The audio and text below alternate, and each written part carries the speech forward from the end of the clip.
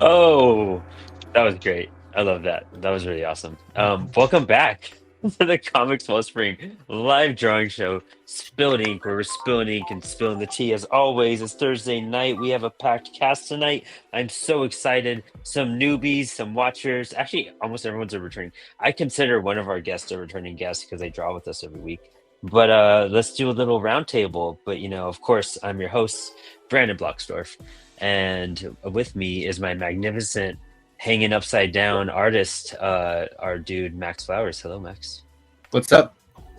Drawing a dope bat right there. Love it. Super sick. What's that? Is that the Spilled Ink 31? Is that gonna be the cover? Yep. That's gonna be the cover.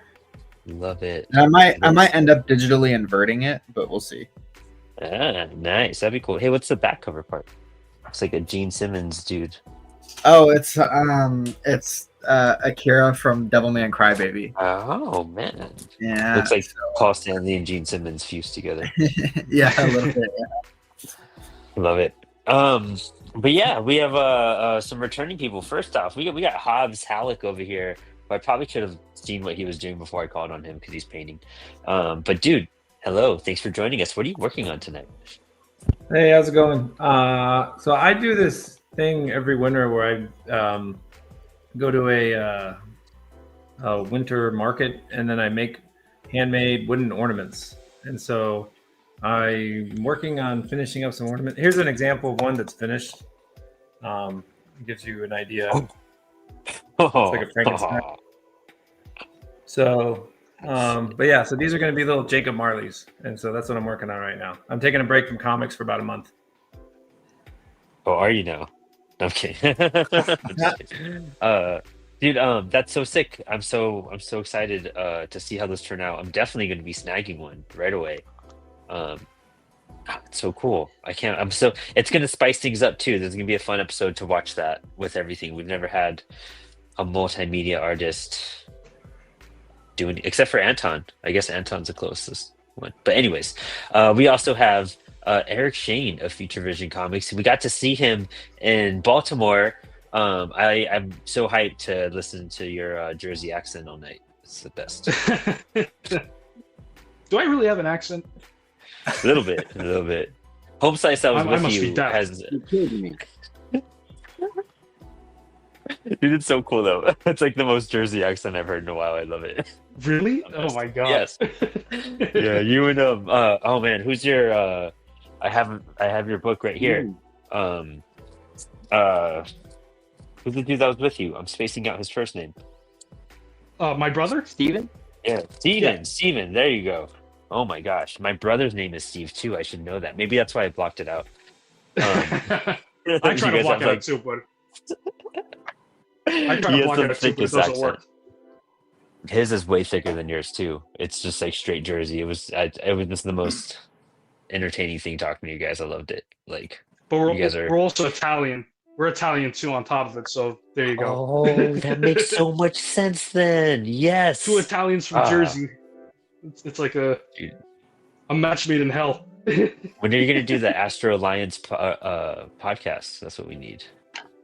Or the Future Vision when I- podcast. I mean, When I finally get money in a bank account, then I'll do it. Dude, super hyped to hang with you tonight and hear all about your campaign. I'm super excited for that book, so we'll talk about that in a bit. And then we have Bob Little over here. Finally working on Avalon. No, I'm kidding. I'm just giving you crap, Bob. Working on Avalon. Avalon now. He yelled at me. It's something that viewers wouldn't know, but like backstage, Bloxdorf was just yelling at me, giving me trouble about warming up. I kid, of course. There it is. Dude, that But hallway looks I'm back great on to too. Avalon. Oh, dude, those panels look insane. Wow, man, I can't wait to see that. That's beautiful. Thanks, man. Yeah, I'm pretty Yeah. pumped about this page. Pumped about the whole Big- thing, actually. We gotta talk about your process with your pencils and how you get them so clean because that's immaculate. Thanks, man. Yeah, hell yeah. And then we have our dude Roman. Dude, thanks for coming in and hopping in the show. I'm gonna miss you in the chat, but glad to hear your voice. Yeah. I'm here. I'm doing some drawing, making an El Camino. Man, that's sick. Oh wow, that too, super clean, dude. Nice. Yeah, we'll talk some tools with you. It looks like you have a lot of stuff to play with around there. Oh yeah.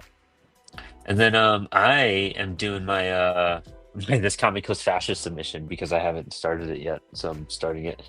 Um we extended our deadline to January 1st, and I'm doing page one. It's a Captain Apollo little short story, and we're actually a big homage to Batman Year One. We actually pulled 4 pages, and we're just like really referencing and riffing off of the dinner scene.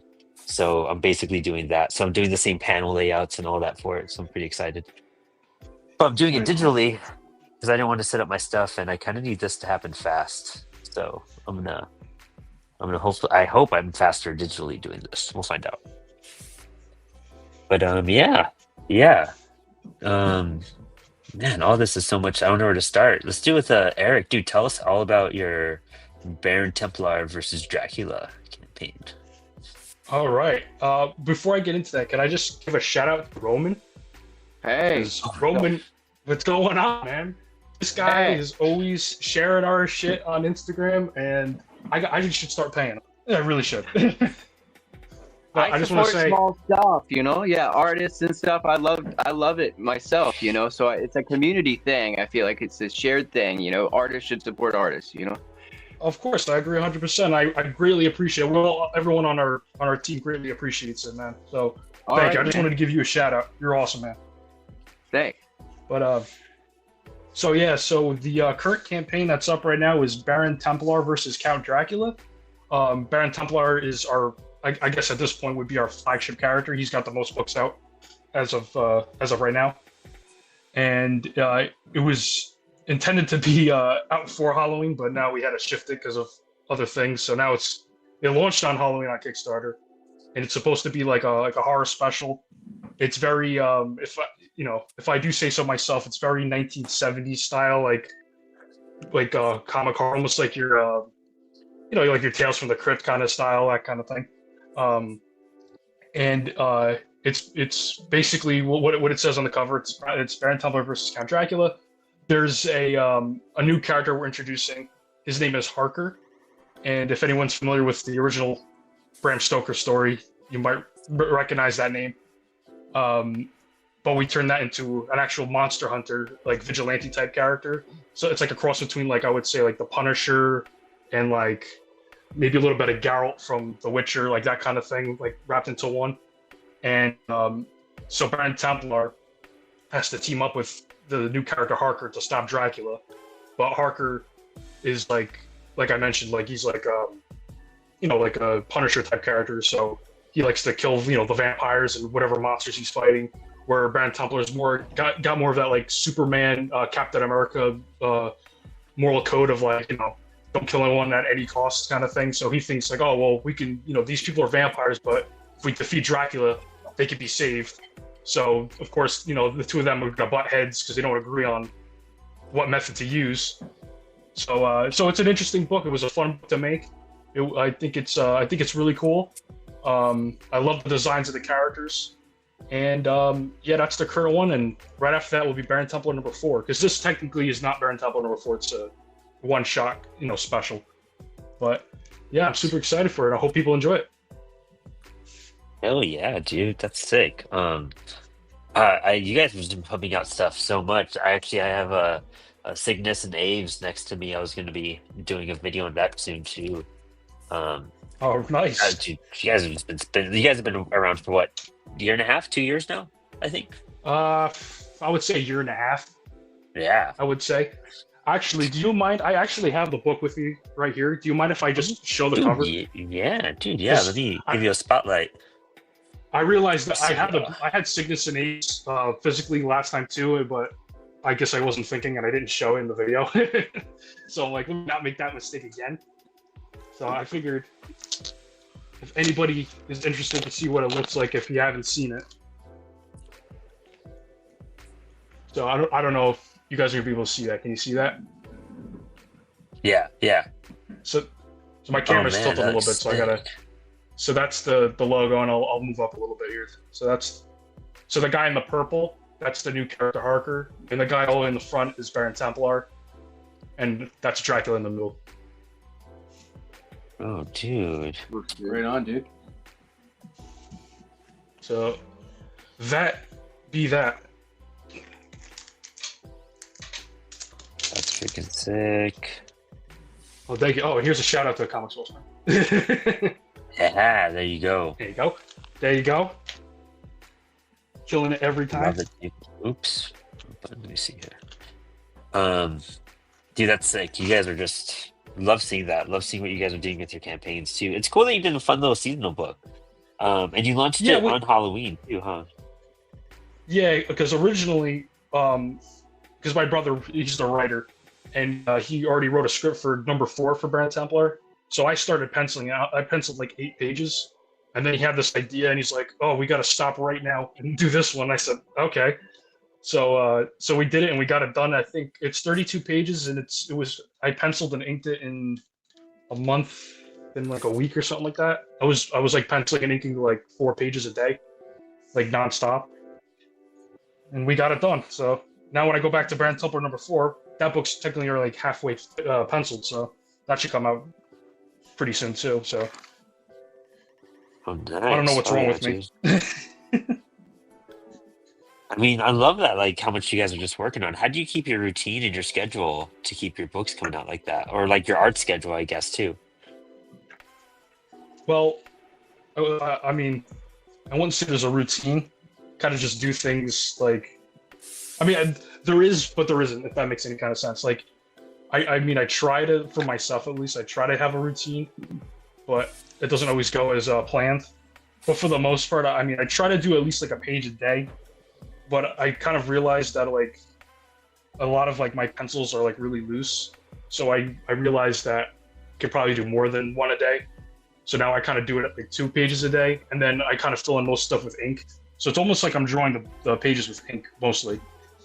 And I figured since the ink is like the last part on my end, basically like that's technically, besides coloring and the lettering, that's like the finished like artwork. So I figured if I put all my time into that and less time into the penciling, to a degree, obviously, I noticed I can get a lot more done in a shorter amount of time. Oh yeah. That's And I'm also not that's that like such a detailed. thing. I mean, just going I'm straight also to not inks, that that's detailed. it's a What'd you risk. say? It's a fun. Going straight to inks, that's just that's good confidence. You know what I mean? I love that. Well, I kind of, in a weird way, enjoy inking a little bit more because I think when I look at it, it looks complete to me. Because the pencils, even though I like penciling too, I think it's a little bit more like, you know, you can always change things and all that stuff. But I feel like when you ink, even in black and white, you go, wow, it looks like a comic page, you know? Yeah, hell yeah. But I'm not very detailed. I'm very much like into like Jack Kirby and like John Buscema and all those old school guys. So I don't really like, and some people might disagree with my line of thinking, but I kind of focus more on making the character designs look cool and having a lot of energy and like action and stuff. That's why I like Jack Kirby, because I feel like he's like the master at that. So I'm not really like super concerned with like my anatomy being 100% correct. I mean, I try my best to make it good enough to where, you know, people don't get a headache looking at it. But like, I figured if I could get my proportions relatively correct and the pose energetic enough and all that stuff, and my emotions on like the faces for the characters like decent enough, figured I did my job. You know what I mean? Oh yeah, dude. I mean, Astro Alliance is like, you could tell there's a love for like 70s and 80s comics in there. I didn't hear what you said. You broke up for a second. Oh my bad. In Astro Alliance, like, dude, you could tell there's like a big love for 70s and 80s characters, you know? You could just see all that passion and like that studying you've done. What do you do like when you like kind of, when you're building up your style and everything? Like, what have you been working on, like, or studying in that sense? Like, how do you keep up like representing those times that you're really into? I just think it's what I'm just no pun intended. It's what I'm drawn to. It's like whatever I gravitate to, and that's just something that comes naturally to me. Like I don't know. Well, I think another thing too about it is like most of the things that I like, and most of the things that I grew up on, were like, like your old school movies, like like from the 70s and the 80s, like Indiana Jones, the original Star Wars trilogy, like movies from the 70s, all that stuff. And that's kind of where my heart lies. I'm kind of an old soul. I'm like into like rock and metal from like the 70s and 80s. So I'm like almost all my stuff is revolved around that. And another thing too is like when I see the stuff from back in the day, that's the stuff that's still kind of relevant today. And I feel like with an exception of a few things, there's not a lot of new things, in my opinion, that like match up to some of the old things.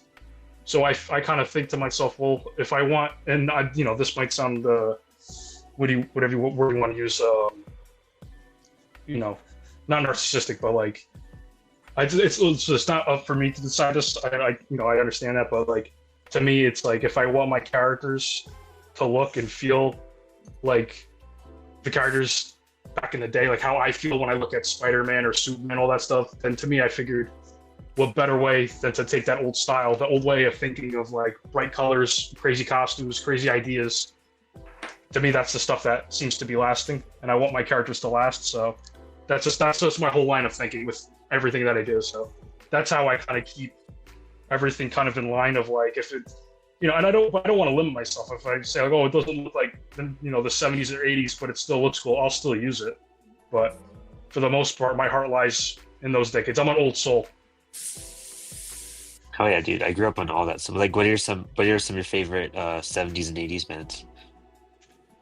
Right. Well, 70s. If you're going by decade, off the top of my head, I would say Kiss is definitely in the top 5 for 70s. Fuck yeah! Fuck yeah, Kiss is. You gotta rest in peace, Ace Frehley. Dude, yeah. Oh man, yep. That killed me, it. Dude. So sad. That killed me, man. Heartbreaking, man. Since him and Brent Hines passed away earlier this year, and I'm a big Mastodon fan. I started doing. I love Mastodon. I fucking love Mastodon, dude. I was super heartbroken. Dude, I was like dropping off my girlfriend at work, and I put on The Last Baron the next day, and I didn't realize it, but I was just like crying, like. But dude, that's so fantastic. I was doing like a wizard like comic. I did the first page for it. And then now I think I'm gonna do like a Wizard Spaceman homage for Brett and Ace for that. I think that'd be a really cool. Oh, that would be really cool. Yeah. Yeah. So yeah. But hell, I'm a huge Kiss fan. Oh, I love this. I told my brother, I'm like, oh, I want to make a character that's like inspired by Ace Frehley, but then I was like, well, I don't know if I'm gonna do it better than Kiss themselves, since they actually did make themselves superheroes. Yeah. So that's a little tough, but. I mean, that's why like I loved Kiss so much as a kid. Like I saw Kiss and I looked at Spawn and it just all made sense to me. Like it was just okay. Yeah. This works. Like, I don't know if you've seen it before, but I was putting on like Ace Frehley videos and I was showing my girlfriend some stuff, and then and she's like super into Paul Stanley. She like fucking loves Paul Stanley. Oh yeah. And so I showed her do you ever see that Kiss Exposed documentary? Oh yeah, like about 100 times. Yeah, just it's on YouTube right now. It's like a really bad quality one though too. But we put it on and I just forgot how hilarious that whole freaking thing. It's so good. Like there's informative stuff, great live videos in there, but it's just hilarious too. Like isn't there like if I remember correctly, just the part where they're like sitting by the pool with like a chimp, right? If I'm not mistaken. Yes, yeah. He doesn't realize that he's a chimp either. Yeah. Like, you have Paul Stanley's breakfast. My whole life is like based off Kiss, because like my dad grew up with like Kiss when he was a kid, and that's his favorite band. And when I was younger, me and my brother, along with my parents, they used to run a stand at Kiss conventions. So my dad would collect all Kiss stuff and go to these Kiss conventions and sell Kiss merchandise. So I was doing that stuff with my parents since I was like in like a stroller. So Kiss is in my blood. Epic. That's so cool. Oh man, I just saw a Conan O'Brien sketch where him and Andy went to a Kiss convention in like '95 or something like that, and I was like, "Oh, yeah. Like, but don't get me started on the Tommy Thayer and Eric Singer lineup, because I'll be ranting and raving about that for like Dude, hours. I That's such a just disgrace, in my opinion. yeah, I know. I saw. I've only seen Kiss twice. Well, I'm lucky to see Kiss twice, probably.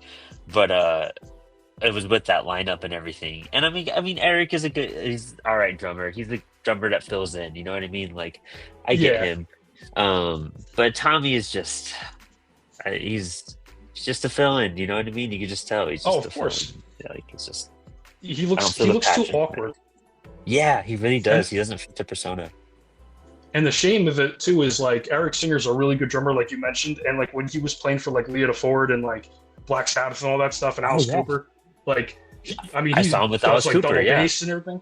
He's great, but like he dumbed me down, and so did Tommy Thayer. Because when he's in Black and Blue, he sounds perfectly fine. When he goes to play, it's almost like they told him, "Oh, play like Ace," and it's like you can't play like Ace. Only Ace plays like Ace. Now you're just playing a character. Dude.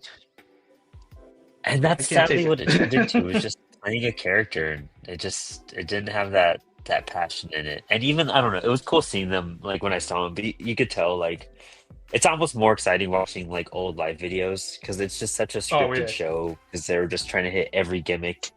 You know what I mean? Like, Oh yeah, it was great. It was great. Actually, like when Paul does that thing where he latches on, and then like he uses like he gets shot up like into the middle of the crowd, and like he performs a song like in the crowd shit. When he was above us, I was able to jump up and touch his boot, and I was like, "Holy shit! I touched Paul's boot!" Like, yeah, that's cool shit. Yeah, that's But badass, man. who else? I could talk about Kiss all night, and I know not. Oh, I everyone can't. wants That's to. right. You should probably move on to somebody else because I'm gonna take over video. So. What about you guys? What are you guys some of your favorite 70s and 80s bands? It's a good round table. Blondie, Skinny Puppy. Blondie's good, man. Oh, Blondie's good. Yeah. I'm more informed about the 80s than I am the 70s. Same here. Yeah, that's the musical diet I grew up on. Yeah. The There's Police. a lot of like 80s alternative shit. And The Cure. Cure, yeah, and Duran Duran and all that shit. Oh yeah. Duran's awesome, man. Yeah, my dad's a huge NXS fan, so I have a bunch of NXS merch from him. Cool. My dad showed me all that stuff, so it's everything from like those eras of Sabbath and of course like Zeppelin but like also like Rat and Dokken were great. Like I got those are fantastic. Yeah, like Blue Oyster Cult, I think Cultosaurus Erectus has like my favorite Blue Oyster Cult song. That was fantastic. Dude, my girlfriend got me into ABBA. I didn't realize how amazing some of like that stuff is. What the fuck? Like, why are you watching a documentary on ABBA? Shut up. She does. Well, like, dude, I grew up. My dad grew me up on like disco's bad. Fuck disco. Like, it's not. And so I like even as a bass player, it took me forever to get into like just listening for You the play bass bass? lines and yeah, I play bass. Yeah. I play bass too. Oh, what do you know? Hell yeah. So yeah, like disco Yeah. bass lines are freaking awesome, dude. Like it's Oh, insane yeah. what like it's and I didn't realize that till I was like growing up. And so I didn't really get exposure into some of those bands like some people because I just grew up on Judas Priest and Motley Crue forever and Aerosmith. Like What? it what's literally my took first concert was Motley Crue. My very first concert. oh, that's sick. I've never seen Motley Crue actually. It was I Dr. did. Feelgood. So I feel old. Come on now. Oh shit. Oh, so you saw them when they were still good. yeah. It was the Yeah, beginning. that's what you want to call it. Yeah. It was the beginning So of they yeah. weren't That's lip what they did, syncing? Dating Baywatch or whatever. Yeah. And they had McMahon still, and Oh yeah. They had Tommy Lee in a weird cage rolling around upside down playing the drums or whatever they were doing. man, Yeah, I was a envy kid. that because I I love was Motley a Crue. kid. I would have loved to seen that. Yeah. Yeah, I was a kid, and it was just like it was kind of over my head at the time. That was my first concert, so it was like, whoa. Dude, that's It was- fantastic. yeah. So I was ready for anything after that one. Being my very first concert. I don't know first concert wise, dude, I don't remember if it was Warped Tour or Judas Priest when I was a kid, but it was one of those. But it's hard to tell. It was It all was- the same summer. For Oh, me, really? it was Coldplay, and then it was Green Day. For my first two. Nice. Great. Brandon, what Priest tour was that? Do you remember or Oh no? man, it was.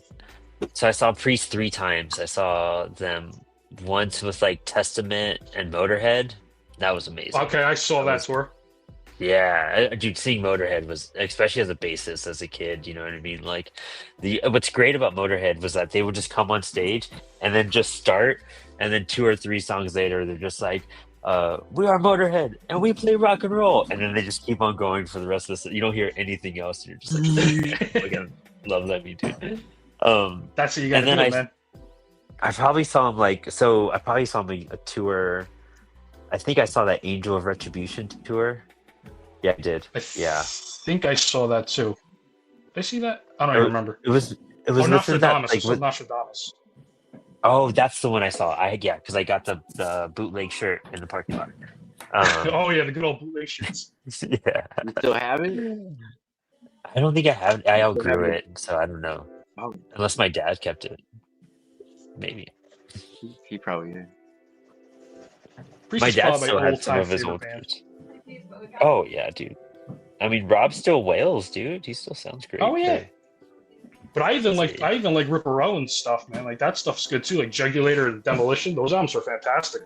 Dude, yeah, like it took me I liked them as a kid, and then I got snobby about them for a bit, but then I came back and I was like, no, Ripper rules, dude. Like, Yeah, that's why his name is The Ripper, because he rips.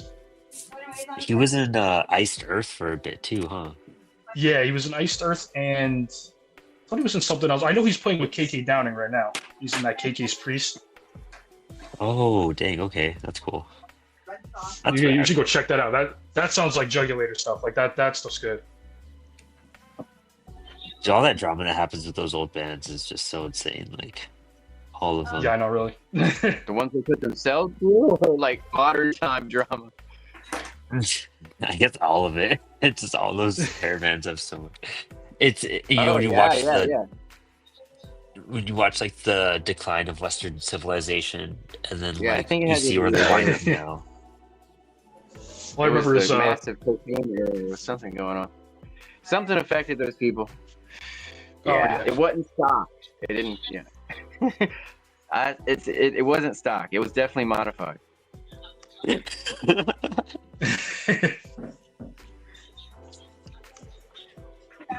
Actually, it was until like 3rd grade when like my best friend Sam was just like, dude, like you need to listen to more stuff than like Aerosmith and Judas Priest and shit. And I was like, what else? And he's like, listen to this band Blink-182, and they just changed my yeah. life forever. Like, Small things.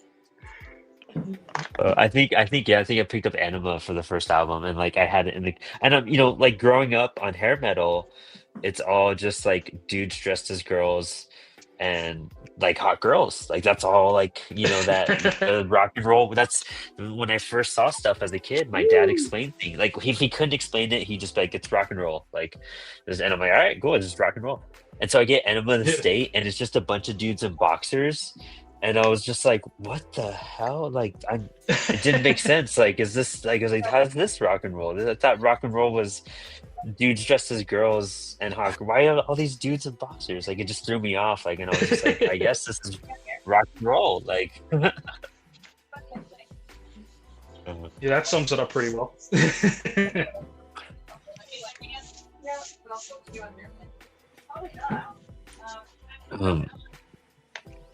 But yes, I think those eras are just, I don't know, such a pinnacle time in music. Like, Yeah. it's crazy how we've strayed from so much of that at the same time. Yeah, VH3 made a career off of it, right? Like, what happened to all these bands that they had the massive video following and rock concert stuff? It was just like the downfall at the end of metal. It's when grunge took over. No one could sell that ID anymore, and all those bands plummeted. Yeah, it's Yeah. the truth. Until ska. Till Real Big Fish came around. Yeah, my And no countdown doubt. finally kicked in, guys. I might start talking. Look up. uh, yeah, it's so sad how like even streaming has just destroyed the music industry so hard. Like they can only make money off of tours and merch, and that's why merch is $45, $50 a T-shirt. And I'm just like, damn. I remember I used to get an expensive T-shirt back in the day was like $25, and now it's double that. It's a shame. I mean, Dude, band shirts were always expensive. Just being like whatever it was at the show. I mean, it was still $35 to $50 for a shirt. Even in the '90s and whatnot, it was just the bands always tried to make a little extra cash beyond like a $10 or $15 shirt.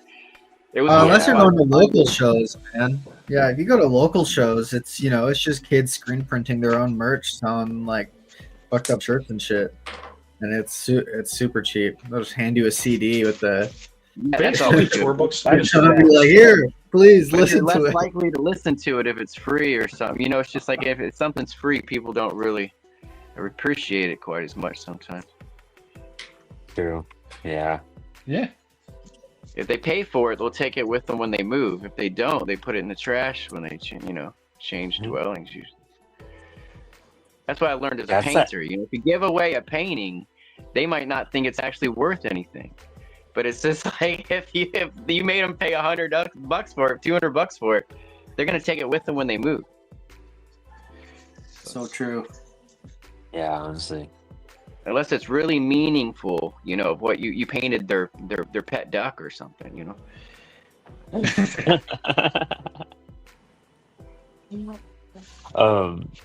Yeah, man, it's also a very equivalent thing to like art, where it's just like now art is getting the same treatment music got for streaming because of AI. Like people just generating images, I feel like that could have a similar effect in a way, but instead of getting cents for your work, you're just getting nothing. So music industry, all of it's going to change because of that.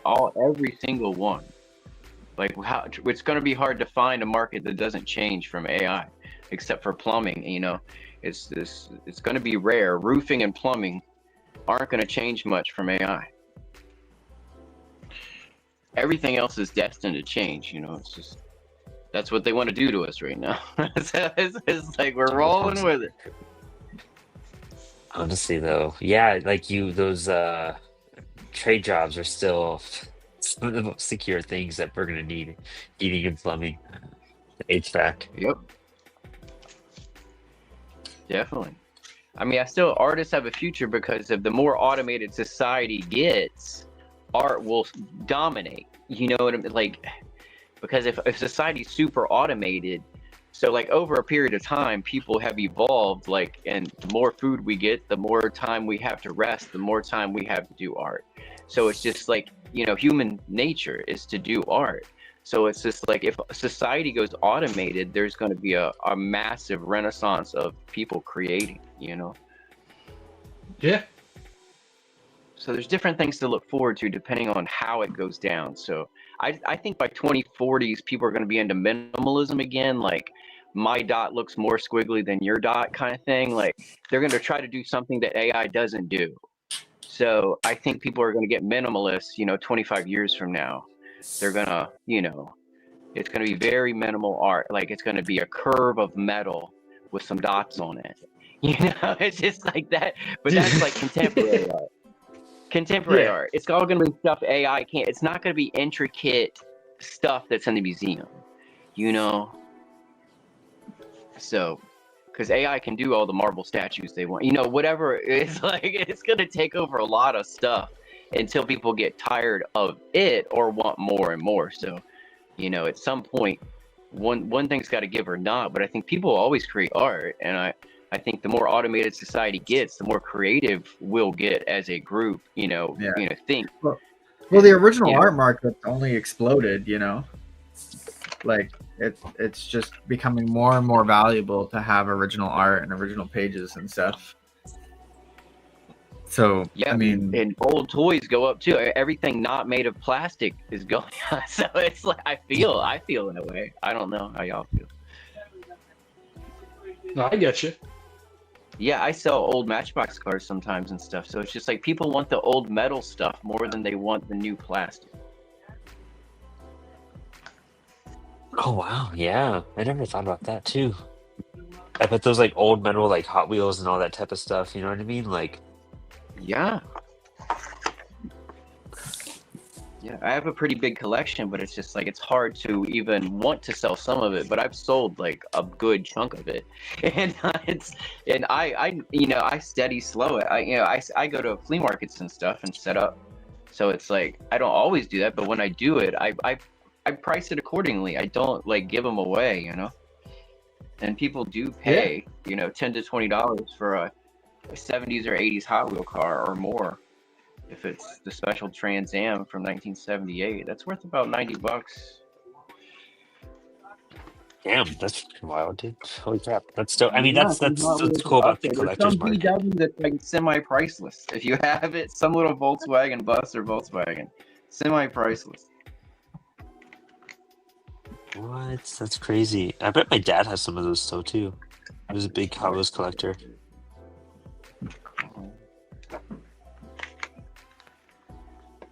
I think there's like a balance between what it adds value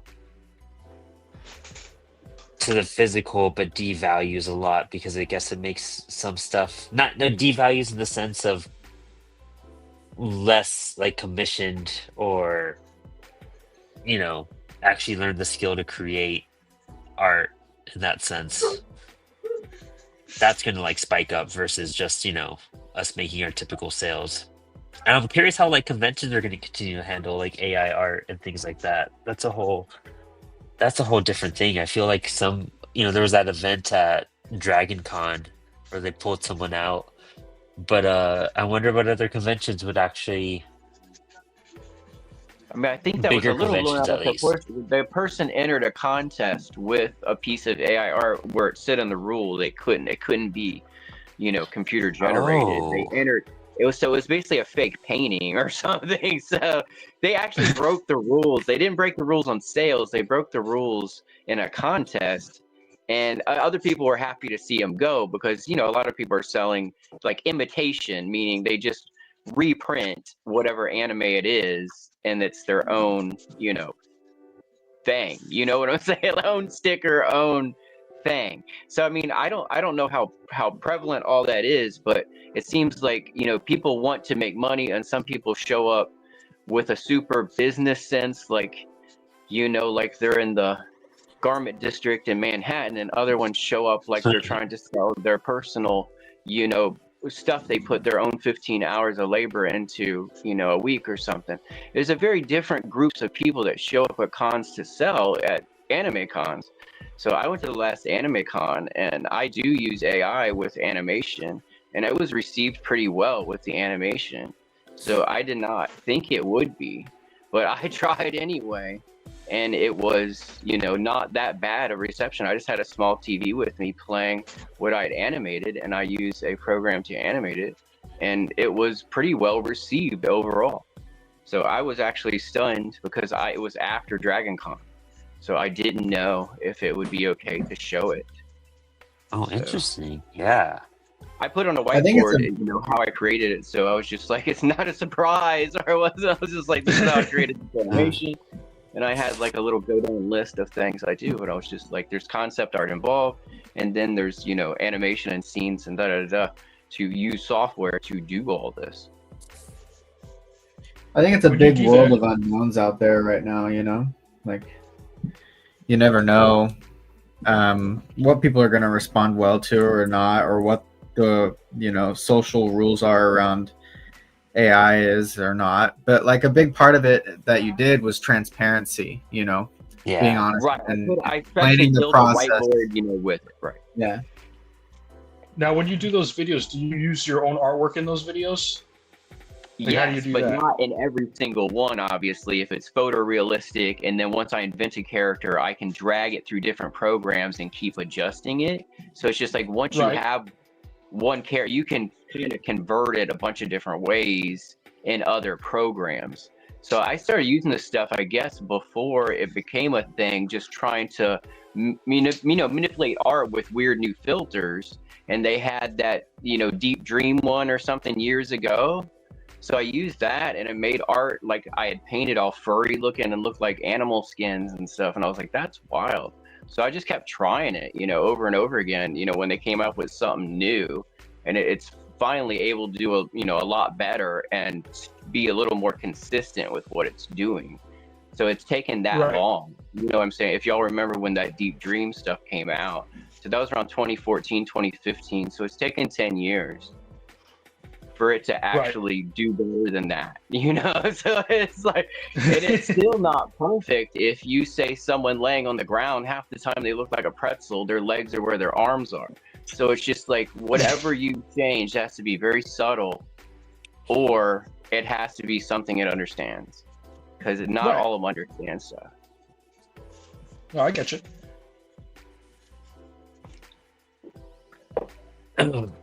Yeah, I think it's it's one thing to like use it as like a tool, like you would like a guitar pedal, versus like just giving it a prompt and letting it do everything. You know what I mean? Like I think there's a big difference in. Yeah.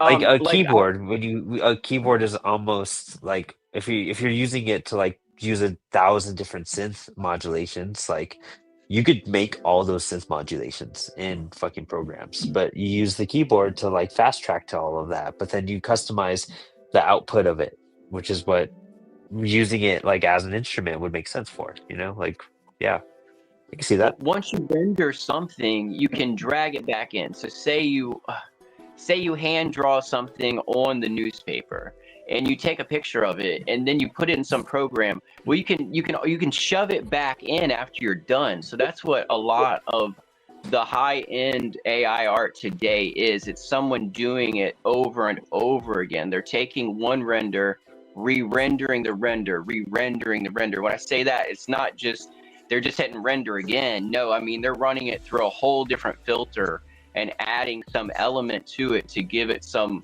look you just can't type, and that's kind of the contest going on, is do something that seems impossible. So they have their own goals in the field of making the art. So you're trying to do something the machine won't let you do, or trying to go around ways, or do something no one else has done.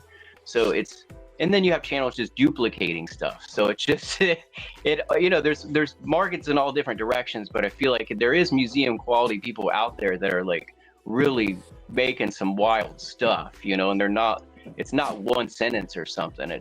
They're rendering something and then, filtering it with, some picture of an aquarium, and then filtering it with the inside of a seashell. And then just mushing all that together and making it look like broken glass, that fell on the floor or something. It just, some stuff just ends up looking amazing because you can't do it with other medium, That makes sense. Yeah, it's interesting. You're seeing how this whole entire thing is evolving in front of us and what the output's going to be,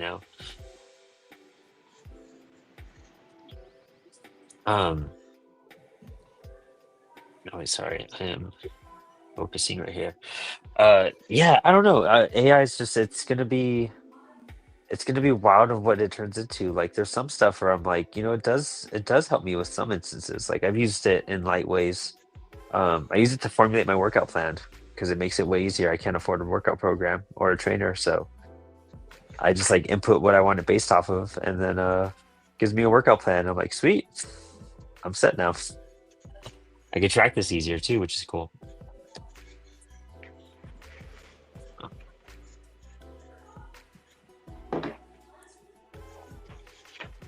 But like art and things like that, I'm just like, no, that's there's some stuff you just can't do. Even CWS put out, we didn't post it on all of our socials, it was really just on LinkedIn, but our stance on AI art and what we're doing to go around that too, which is great.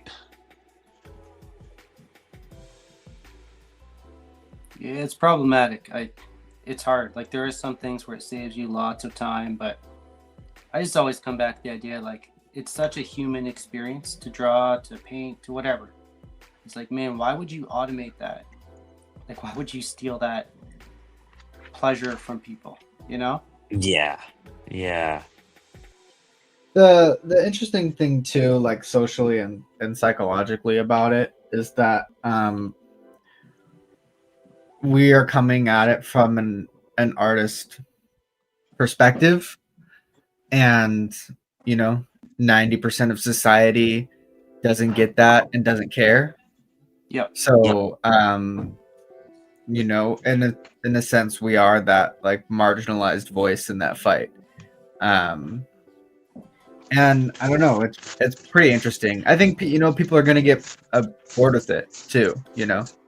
When the internet first came about, everybody was Googling everything and exploring and doing all this stuff, and not all of it was great. And now people are kind of like bored. Nobody like surfs the internet anymore, really. They just like scroll their Instagram feed. So yeah, you never know where it's gonna go. I like Do you that remember that was take. like a thing? You would just like surf the internet, dude. Like I forgot. You were just like, oh yeah, we have access right now. And you would just like Now we find just websites and scroll. whatnot. Yeah. Do you guys remember realultimatepower.net? Like with the ninjas? Oh, dude, yes. Oh, that was great. I was also really into like stick figure death theater. I don't know if you guys ever picked up stuff like I that. don't know that one. Oh man, that was a good one. That's good stuff. It was also, I forgot what the website was, but it would also give you like a random website too. Like, and it would just be like something crazy or something arty or whatnot, like a travel website. I don't know. It's cool as hell.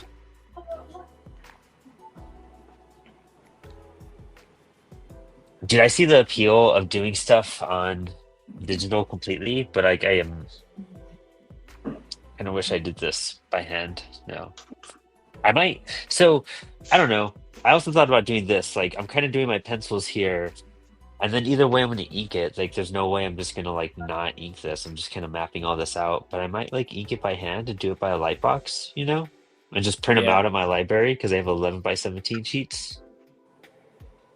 Yeah, it's I funny. can't use eh? my Like, cardstock, but I could Yeah. get paper.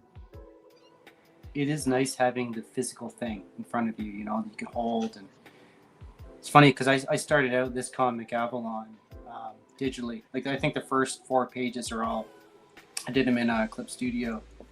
But then it's like you miss the physicality of drawing and using inks and all that. And it's funny, and maybe we talked about this before when I was on. I talked to a bunch of people about this, but like I feel like I'm almost faster traditionally. I thought I would have been much quicker with an undo button, right? But it's like you're more committed, I guess, with the traditional style. Yeah. Well, you make a mistake and then say, "Oh, there it is." Yeah.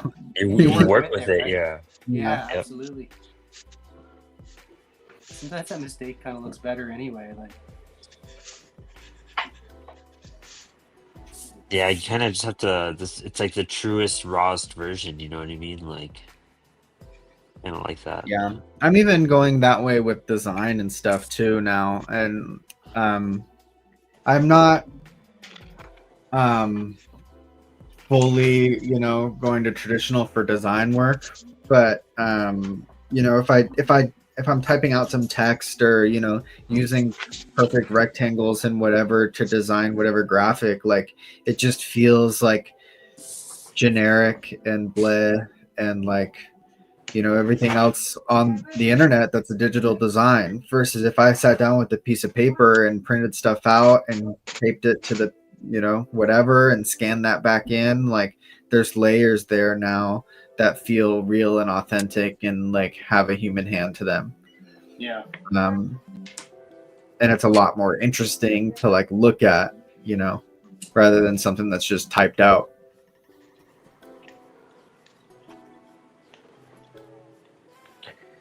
There's And, like, times I also, miss like, it is it- though. Oh, sorry, you go ahead. Oh no, you're good. I was just gonna. You're good. Well, I was Go just for it. saying, there's sometimes when I'm inking traditionally where I kind of miss using the eraser, like to draw with the eraser with inking digitally. Like there's advantages and disadvantages. I'm not one for like splattering like white paint or white ink or whatever people use for like traditional inks. I don't know, I'm more scared to do that. So with digital, it's like, again, you could take lots of chances, stuff like that. Honestly, like I just feel like whenever when doing digital stuff, I'm like, oh, I could just trace something real fast and make this way faster too. Like, Yeah. I feel like I'm more tempted just to do that. Also, I'm more focused when I do traditional, like just way more in the zone.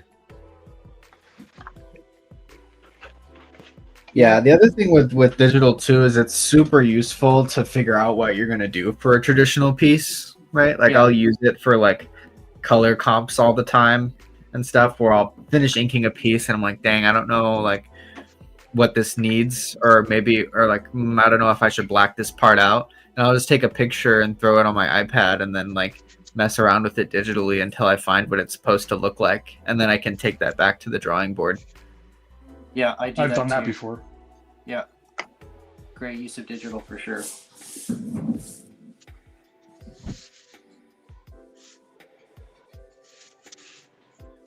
I think a huge part of digital too is just figuring out your process to make it feel like your traditional process, you know?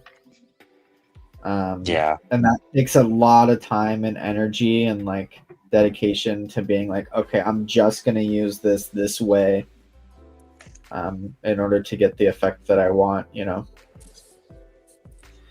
But it's hard, it's not easy. Yeah, I think both media are hard to use in their own ways. Yeah. The undo doesn't really it feels like a game changer at first, but I don't know. They're both difficult. I'm kind of like sloppier with digital for some reason. Like none of my I have to use like the perfect curve sometimes, like where you press down, because I just can't Yeah. get that. The My hand's snapping super tool. shaky. Yeah. Yeah. I don't have that grit, you know? I need to get one of those things for my screen to get that grit feel, so it's easier for me, but that's really rough. Yeah, on me. they're pretty good. Depends what you get. I did get the pen mat one. I can't remember what it was called, but like that cover, right, where it gives you that kind of Yeah. that friction, right? Like it gives you some Yeah. resistance. Yeah. Does wear down your Apple. Like, are you using an Apple Pencil? Yep. Yeah, so it'll wear Nice. down your nib a little bit more, but You can get steel nibs actually. I have one that's like I changed out the nib on mine so that it's like a ballpoint pen, and it's made with steel, so it won't wear down your nib, and it feels like you're drawing with a ballpoint pen, which is pretty sweet. do you do that over like a screen cover or what? Yeah, I do it over a paper like screen cover. Mm-hmm. That's cool. What programs do you guys use digitally? I just use Procreate. Yeah, I use Procreate, Clip Studio as well for coloring. I use that on just easier for workflow and selections, but Procreate's really good. And you guys try I use Plastic the Fresco? most. I'm doing a lot of video editing. I have tried Fresco a long time ago. I like it. It's not. It's pretty pretty straightforward. Yeah. I mean, I primarily use it just for like doing character designs because I don't want to waste paper and draw the same design over and over again if I'm working out a design. But it's not too bad. Yeah, I used it once. I just got used to Procreate. You kind of get used to your programs, but it was good. Like it felt like the brushes were like the default ones were responsive and Oh yeah.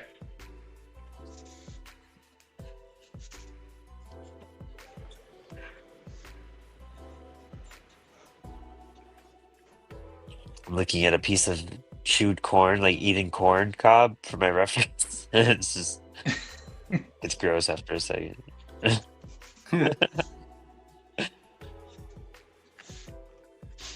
I'm gonna put the title in the story's called Eat the Rich, and said it's the dinner scene from Batman Year One. So I'm putting a piece of corn for the title right here, and I'm gonna spell Eat the Rich with the food with the corn cob, and That's some clever. bones or Nice. something. Yeah. What's the Dead Kennedy album? Rotten Fruits for. Oh, I know what you're talking about. I have to look it up. Yeah. I don't got the encyclopedia knowledge on Dead Kennedys. Those were some of my first bass lines I learned. Fresh fruit for rotting vegetables. Yeah, Yeah, man. that's it. Such a good album.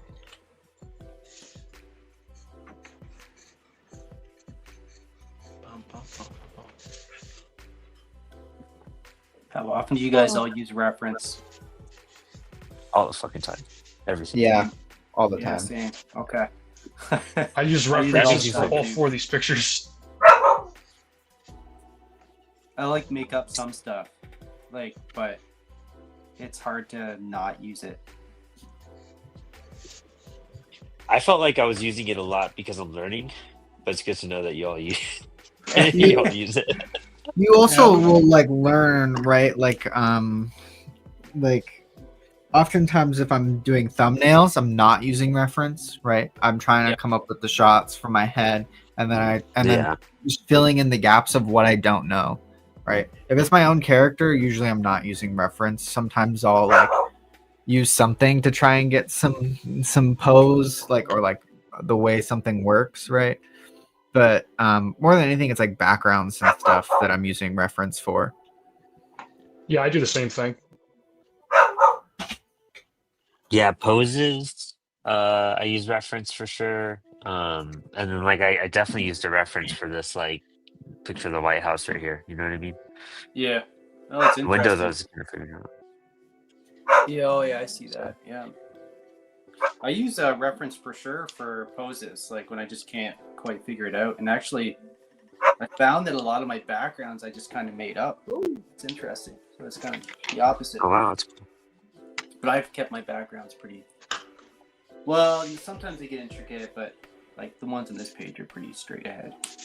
Yeah. Well, it also, I guess it depends on the background too. Yeah, You know, yeah, and how comfortable you are with the environment you're working in. Like if you make up the environment, right, then like,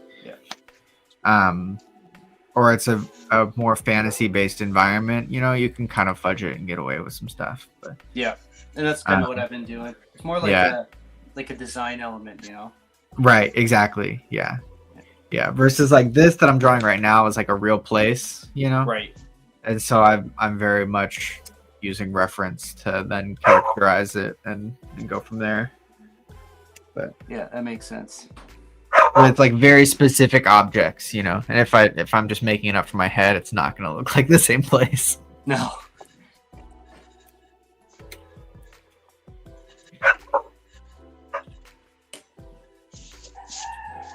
The other thing I don't like about digital, and don't get me wrong, I love digital too. Like I use both, but I'm using a ruler right now, and I can't stand using rulers or like the ruler function in digital. Maybe it's those just me. I suck. don't know. Maybe I'm not using it right. I don't know. No, I have problems with that too. It's too finicky. It takes too long too, I find. Yeah, Just you're cut like it trying out. to line it up the whole time. You're just like Yeah. you can't.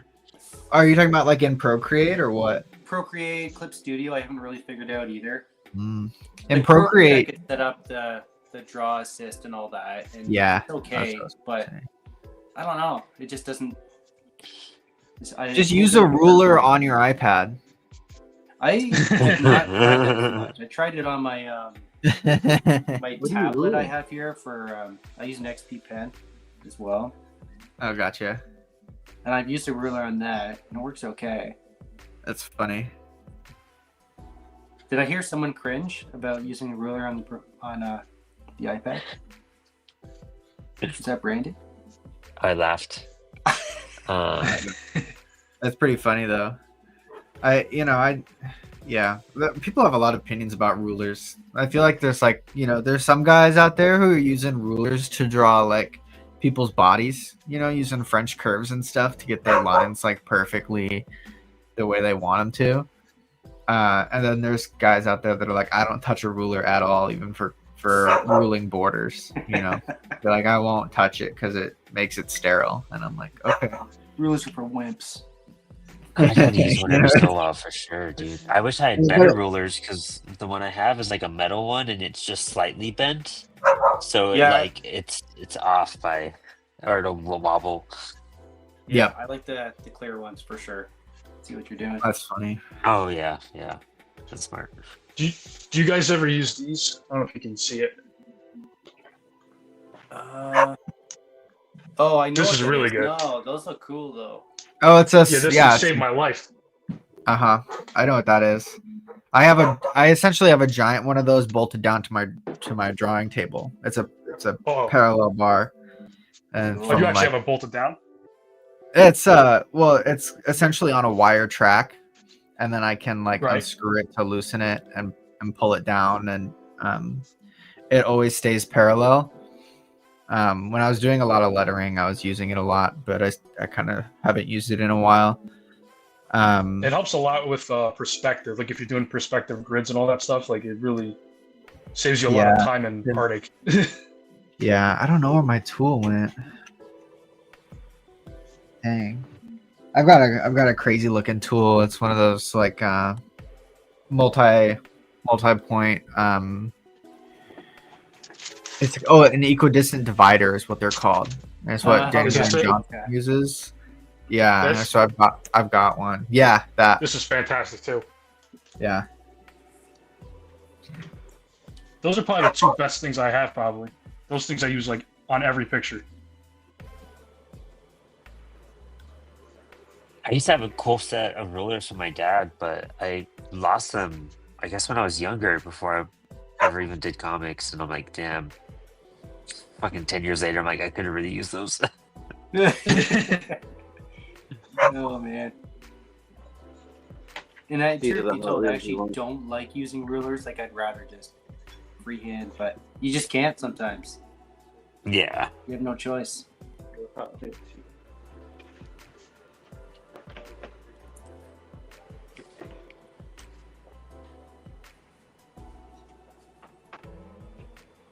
I think, perspective wise, this is going to be interesting because I've never really done a page digitally. So I hope I'm like getting my proportions are a bit different the way I'm figuring stuff out because you could zoom in too, which like that throws me off. Like, Yes. Yeah.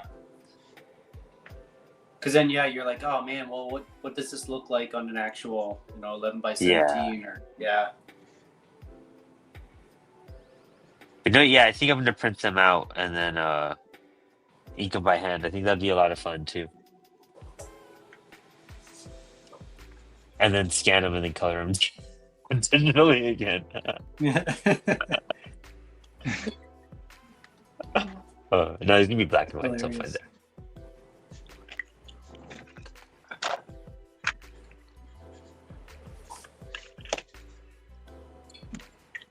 Plus, like setting up for the show, like it was sometimes just now knowing how to grab my iPad and just do this it's just a quicker setup for me. So some work days on Thursday, I try to end my day like at 3 or at 2, so I could like kind of have some time between work and the show. But some days everything just runs late, and then I'm like scrambling until the shit starts. So like I have like a little drawing board I typically use for all my traditional stuff, but then I gotta set up my camera and get the board out and clear my table and like. But here I just grab my iPad and plug it in. Yeah. It takes like It's half nice. a second. My setup's nice because I've just got the camera mounted to my ceiling, so it just stays there and it doesn't move, Nice. Or if I take it down to record something, I just pop it right back up on the ceiling. Yeah, So my stuff I just, need to just figure doesn't a move. drone that flies around with us, They have like a drone that flies around with you to film. Oh, that'd be sick. They have like palm-sized drones that fly around and film like bungee jumpers and stuff. That would be epic, dude. Just like zooming in and out while you're drawing one. That'd be cool. You know what I mean? If they had like one to like yeah, like an hour, your own dragonfly that's filming. yes, yeah, exactly. Like that's what I was thinking. A little bug, Yeah, someone told me to talk to dragonflies. They talk in head movements. Like you imitate how many times they look left and right, and they realize you're communicating back with them, and they start giving you signals. It gets wild. That's amazing. I don't know if anybody tried to talk to a dragon, but it worked. Whatever working means, it definitely works. They do communicate back. That is amazing, dude. That's so cool. I wonder if that's like I'm a big Coheed fan, so it's like their bug symbol.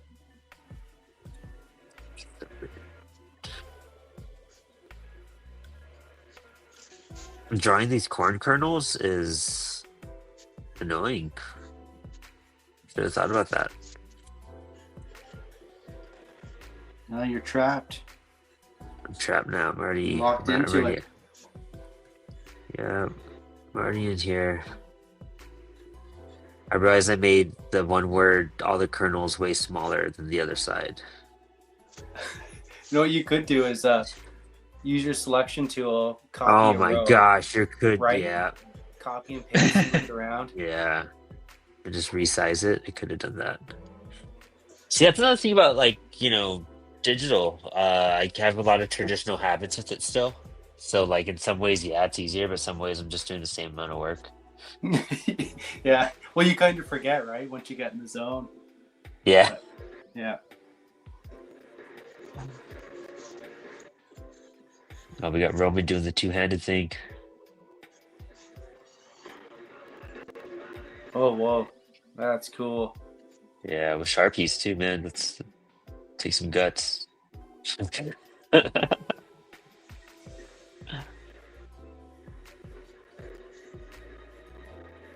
I don't know, and it's one of those things too where like you could do all these things with digital. Like it's easier to pull up an image or a reference, or if I'm doing a building, I could just like outline stuff real fast. But like I don't think of those things until after, and so I'm just doing the same. It's just easier to sit on my couch and use my iPad than. Well, that's what it is, right? It's the convenience. Yeah. I'll definitely pull out the iPad where it's like, oh man, I don't feel like setting up anything, but I kind of want to draw. Yeah, like like Flex and I are watching a movie or a show, and it's just like, well, if I want to watch it, I want to pay attention. If I go to my drawing board, which I have like in the living room, I'm too zoned in. But at least if I'm sitting on the couch and I have it, like I actually will pay attention. Right. But then you're not really paying attention to your art, so you're just like, you're screwed either way. You know what I mean? You should just do it right, probably. Not to say that digital art is wrong, but No, yeah. No, there's great things about it and great things about traditional. I think I'm just like too hard on myself. Like, We all are. Come on. Yeah, tell me about it. That's what makes you an artist, part of it, it's the So pain, dude. The pain, yeah. Oh, dude, Hobbs, dude, that's coming out great, man. Holy crap. Those Shades of Blue. It's a great song, too. Yeah, that is. Thanks. Sorry, I'm not as active in the in the conversation. I'm like, Oh, dude, I'm you're locked in so. trying to finish this in 2 hours. I mean, it's a good goal to have. Hell yeah. That is sick, dude. The expression on the forehead, you know what I mean? Like the eyebrow, like skin, forehead wrinkles. Man. So is that going to be like? Is there going to be something on the bottom or on the top? Like, what's your vision for this one? So I'm actually playing Human Copy Machine because like I did this one last year with Jacob Marley, and then I had like a Scrooge, and so I'm trying to make. I don't know if you guys can see that. Oh, cool! Yeah. But that's what it's gonna look like. But then I go and I add hold on. I'll add like hair and a bow tie, and it's like Sick. so when it's done, it's like it's a whole Super thing. cool. But yeah, there's it gives you a sense. So it's like I don't know. There's some really fun things about like doing human assembly line, but then like I'm sure by the time I get to the second one this year, I'm gonna be wishing I didn't decide to do this. But I don't know. I don't know. Each one's a handmade thing, so I feel like, and I last year people really responded to it really well. I think that when they see something that was actually created by an artist, you know, with their hand in it. I mean, you guys are talking a lot about digital and traditional. I think the traditional, for those people that are interested in having like a human-made product, because like some people just want a cool image or a cool knickknack, a cool ornament, but I like to think that it makes it more special when like somebody's hand touched it, you know, that it was. It's always more special when those the hand tools. touches it. So Even on a I don't date, know. yeah. Those are standard rules. Yeah, no, honestly, I agree the same. You know, like I think it's a different. It's a different amount of labor. You know what I mean? Like, and it's actually like, you know, kind of keeping a tradition alive in a sense, like very the blood, sweat, and tears aspect of it. You know. Yeah, I mean, I've always been drawn to that kind of thing myself, right? So maybe it says more about me than it does, you know, anything else. But those are the things that I really valued, and the same thing with like comic book pages. Like when I go to cons and stuff, just looking at like the pages that artists made and the other, you know, anything, you know, the original sketches, all of that stuff. It's almost like a mystical artifact at that point, especially when it's like somebody whose work you love, right? Oh yeah, yeah. And it's like a little piece of them is like embedded into that item. And I don't know, the digital thing, and it always bothered me that there's no original work in the digital. They tried to do it with the NFT stuff, but it's not the same. Like there's no original. It's just pixels that have been replicated over and over and over again. And so that's, I don't know. That's one of the reasons why I'm still stuck doing traditional art too, is because I really value having like an artifact when I'm done. Totally agree with you. Yeah, hands down.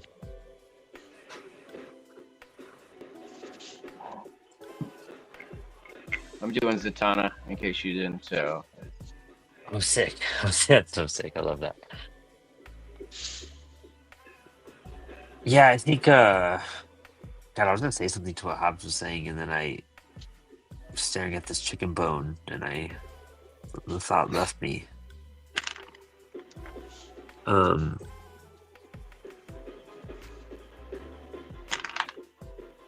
Trying to make a font out of chicken bones, and I think I messed up. like by starting the idea or in afterward? I think just like completing the idea verbally. Oh, I know I can fix this. All right, cool. Sorry, I didn't know how to fix this. I'm gonna make this bone longer.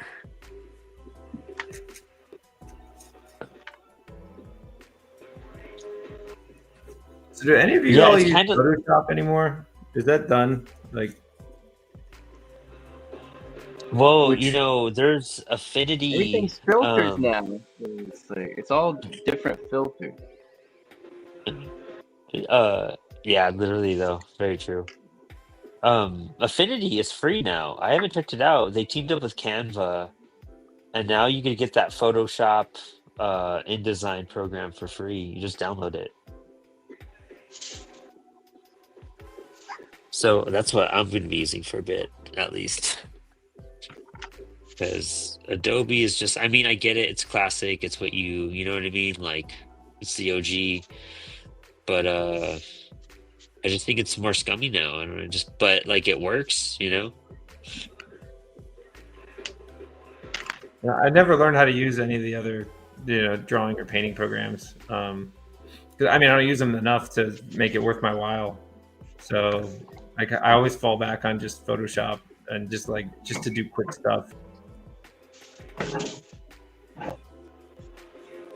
Yeah, Photoshop seems good to me. I don't use it, but I mean, it seems similar to Clip Studio, if I understand Photoshop right. But A lot of people are just using Procreate for all their stuff now, though, which is crazy. yeah, I have people that make their like YouTube thumbnails and stuff like all on Procreate.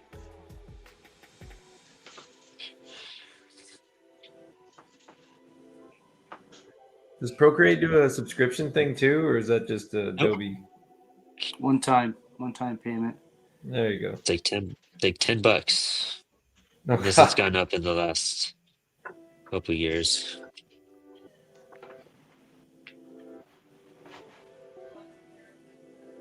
Yeah, that's I think that's also why I got it. Was like it was super cheap. I was like, all right, $10, I could score this program like dope. Yeah, that's why I got it too when I first started.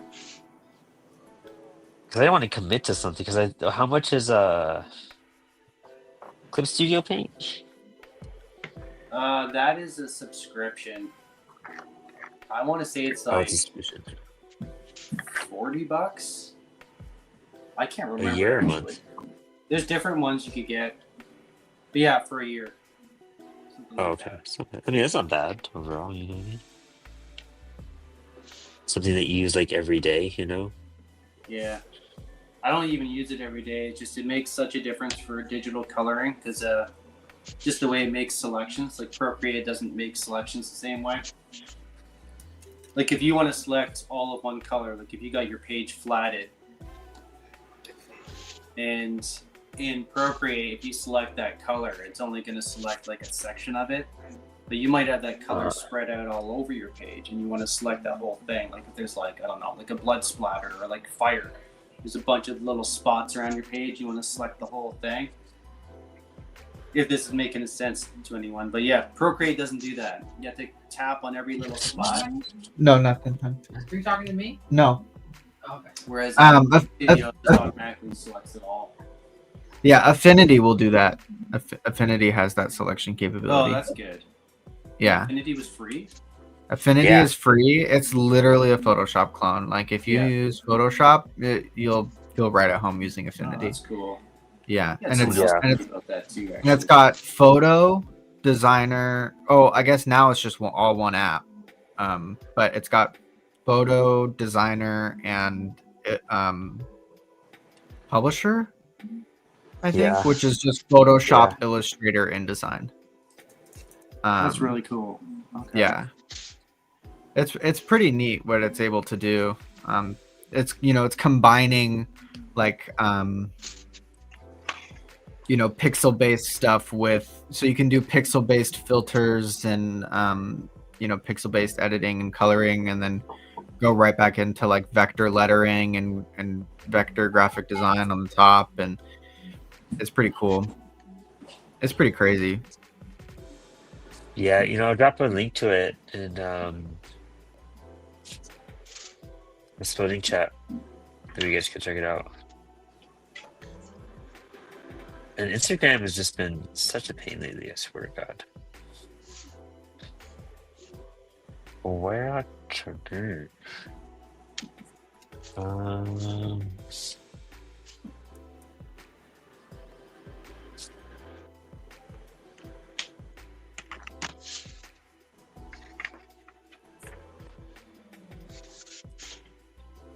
Well, Affinity, there we go. Yeah, Affinity.studio. Yeah, I'm interested in how their association with Canva is going to be and everything, but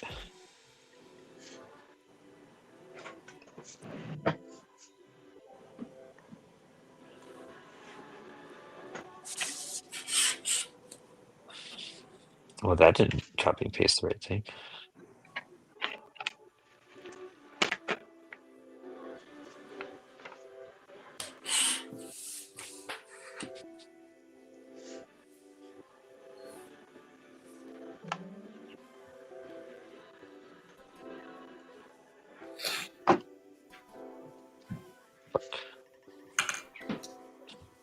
There we go.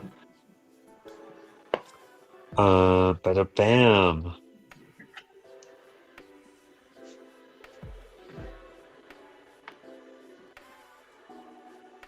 And Bob, what are you using to ink your stuff tonight? You're using microns? You're a microner, huh? Yeah, I use microns. I use what are these guys again? Tombos. I use Tombos as well here and there. Good for like line weight. And then I'll use these guys here and there as well for like just ink fills. Oh yeah. These are the Pentel brush pens. How do you refill that? You don't. Well, you get like cartridges, so like these come out. So they're just like that. You just unscrew them. So you buy these. Oh, you buy those, dude. I tried to refill one of those, and I would make a fucking mess, dude. Yeah, I wouldn't even know how to refill it, but yeah. And then it's just like a brush tip. I mean, really, you could just buy a brush and get like. I also use ink. Man, I'm not great with just like a brush. You know what I mean? I do like a brush pen, but like a brush is rough for me. Yeah, you get a good brush, like it'll be somewhat similar to this. But the good thing about this is it keeps refilling for you, so you don't have to dip back into the ink. Yeah, you know what I mean? That's from. I do like using a nib. I don't mind using a nib, but like a brush, I can't control it as well. But a brush pen, like my Pentel brush, I've got down. Yeah, there's something about the Pentel brush pens. They are good. Like a traditional brush, I find anyway, is more soft, so it's just you just have to have pretty good control. I wish I was better with them.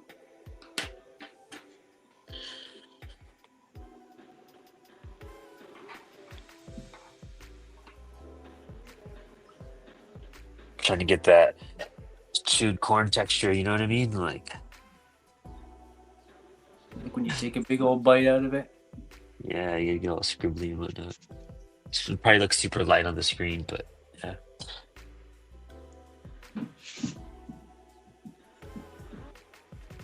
Cool. You still drawing those one by one? You copy and pasting?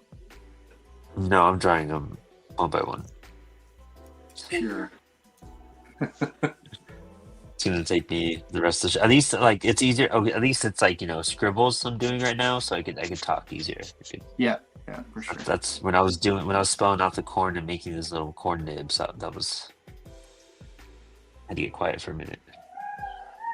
Eric, what do you use to ink? What are you using right now? I can't tell. Right now, I'm using the zebra pens, which I just started using. Somebody recommended it to me, and this thing is pretty awesome. Not gonna lie. Zebra for the most part, yeah, I've heard of it before, but I never used it. It's like I don't know if you can see. You see that? My camera's a little screwy today for some reason. So it's like it's not like a felt tip or nothing, but it's like it almost feels like a soft plastic tip. Wow. But you can get really thin lines and then just put a lot of pressure and get a really thick line, almost like you're using it's almost like a cross between like a brush and a nib. Is what it feels like to me.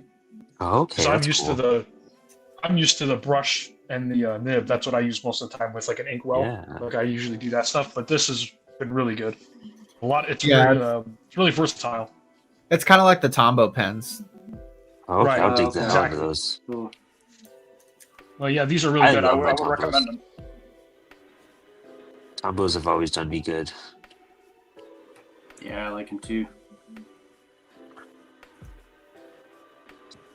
But that's the thing, I want to be versatile with digital and traditional. So even for Inktober, I did. Well, I'm slow, so I only did pencils all month. But they're all on my iPad now, so I have an entire Inktober stack, and so I could just pull whatever up, and then I'm just gonna start inking it from here. Just add a layer, and and I found a really cool. I just adjusted my pens. Where'd it go? Somewhere. And so I made my own inker, and it was freaking fantastic now. So I was having a blast. Oh, cool. Found inker. Is it this one maybe? Yeah, because I got it real I don't know. I customized it And I got it like real inky and smooth. Yeah, this is it. Like I just like the way this is coming out. Like, so once I start doing these, but then I have them where I could ink them traditionally too. So I just want to like get some practice in. I totally missed Yes. out on Inktober. I did one thing, and then I couldn't do it anymore. Just couldn't keep up. Like I was Dude, like, it's God, rough. there's no way I'm doing this. So yeah, tried to do more Avalon, and then yeah. But man, one of these years I gotta do all of Inktober. This year I still missed to the last day. I didn't get to like. I never got to do my Akira piece. I felt so bad. I didn't either. I was just tired I by didn't then do too. Akira. Oh really? That's hilarious. I did not do Akira. I wanted to like really go at it. That's what.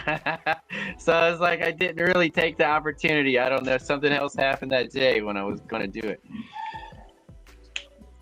Dude, same. I just like, and I was Extra also drama. catching up that week.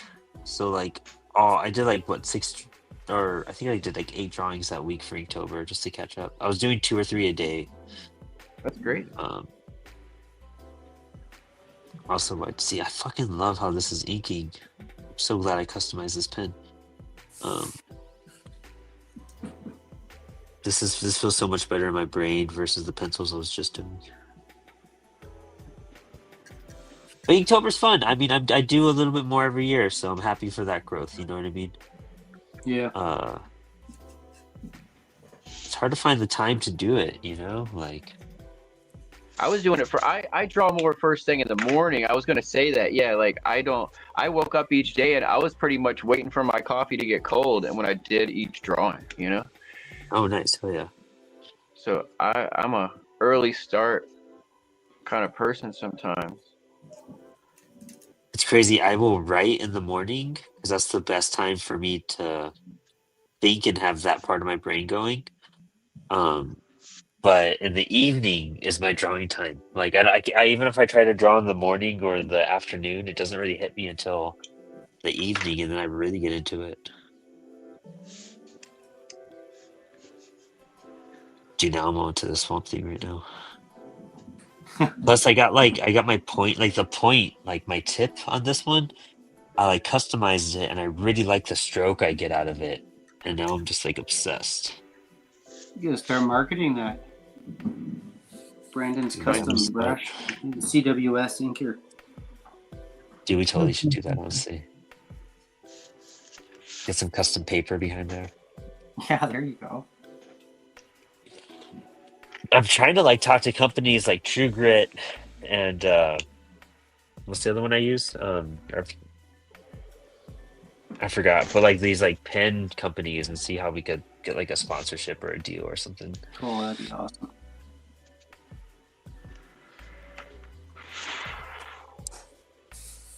I think I gave everyone this brush pack too in the chat, so if you guys don't have it, I'll give it to you guys.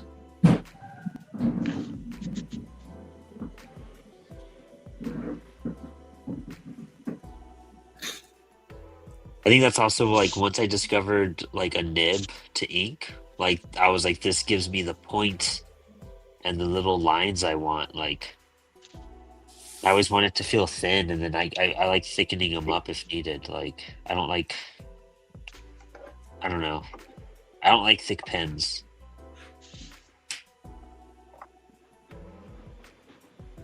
Even my pencils, like I like using a mechanical or always having a sharp point so I could. Yeah, Just I see like it mechanical pencils a lot as well. Yeah. I used to use those, it but then I switched to the lead holders.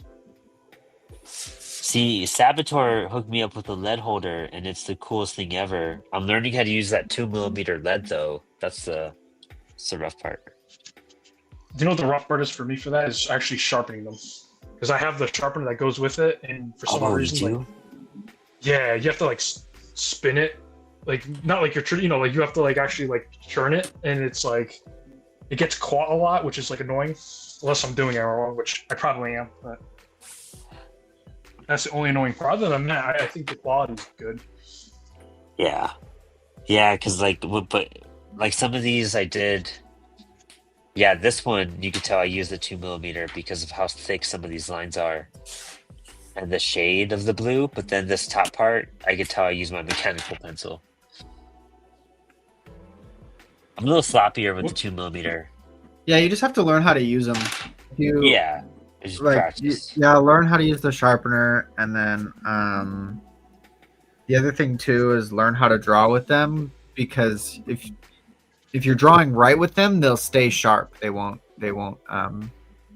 get that dull.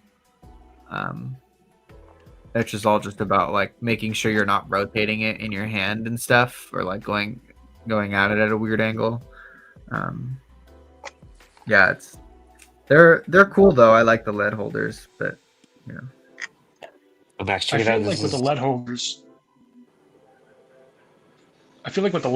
it kind of forces you to draw kind of lighter. Like if you're heavy-handed, like I myself am pretty heavy-handed, and I feel like that forces me to draw lighter. Oh, see, I'm like a little light-handed until I start pressing because I try to get like an outline really light first. Yeah, it's so funny because I used to be so heavily into tools and stuff. Be like, oh, what's, you know, I'll only use this tool, you know, or what's this person using? I'll only use that tool. And now I just like pick up literally whatever I have on hand and just like start going at it. The only thing that I've been particular about lately is I've been using a lot of tech pens, you know, and stuff like that, just because of like the pieces that I'm doing. But I started just not caring what tools I'm using and just focusing on the, you know, the art itself. Yeah, that alien looks dope, Brandon. Yeah, I had a blast inking this one. Milo's been playing Alien Isolation on stream. Dude, it's so scary. Yeah, I love that game so much. Oh, that alien That does game's look awesome. Wicked. That was the one that I did for Yeah, I saw Alien. it. It's my Really favorite good. one. Favorite creature. Yeah, dude, it's fun seeing like, especially because we did Alien so much when the show first started. The evolution of what I could do with the Xenomorph now. I'm really hyped about it. I could add some like textures and splatter paint on this guy, but it's cool. Good stuff. Just trying to avoid the pencils I have to do and we go back to them.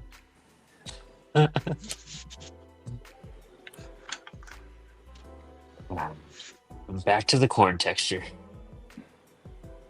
Max, did you finish all of the Inktober stuff? Like, did you do it for every day? Yeah, I did it for every day, which is why I'm doing the zine.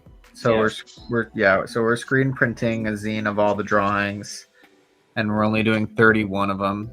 So yeah, it's a cool little project. I just wanted to turn Inktober into like a more purposeful thing, because I always do it and then have a bunch of cool drawings that I never do anything with.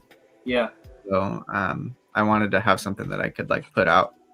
But yeah, I ended up doing all of them. I didn't post them all to Instagram though, but I posted most of them. I am the worst when it comes to posting art on Instagram. Like the absolute worst. It's always fighting that algorithm every day, so you gotta do it.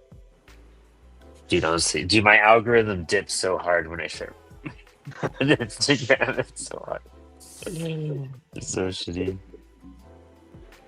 A friend told me that they posted an image on Instagram and then they posted it with the AI warning, saying like because they didn't get any reception.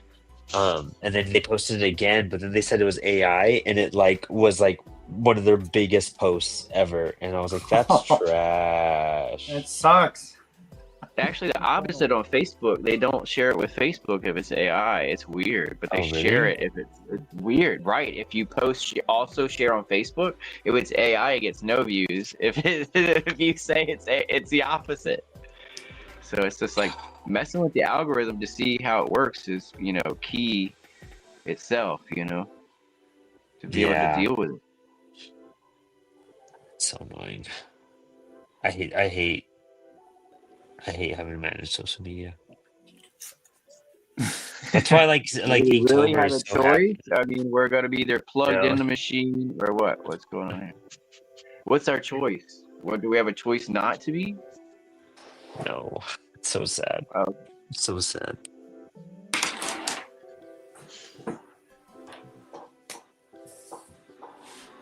But do what you can, you know what I mean? Yeah, I just stopped caring. I said I'm gonna post what I want to post on Instagram, and I don't really like care, you know, what the numbers you gotta are, or be if it's about it. spreading or whatever, you know, like it doesn't matter. It's just like a bonus if it does, right?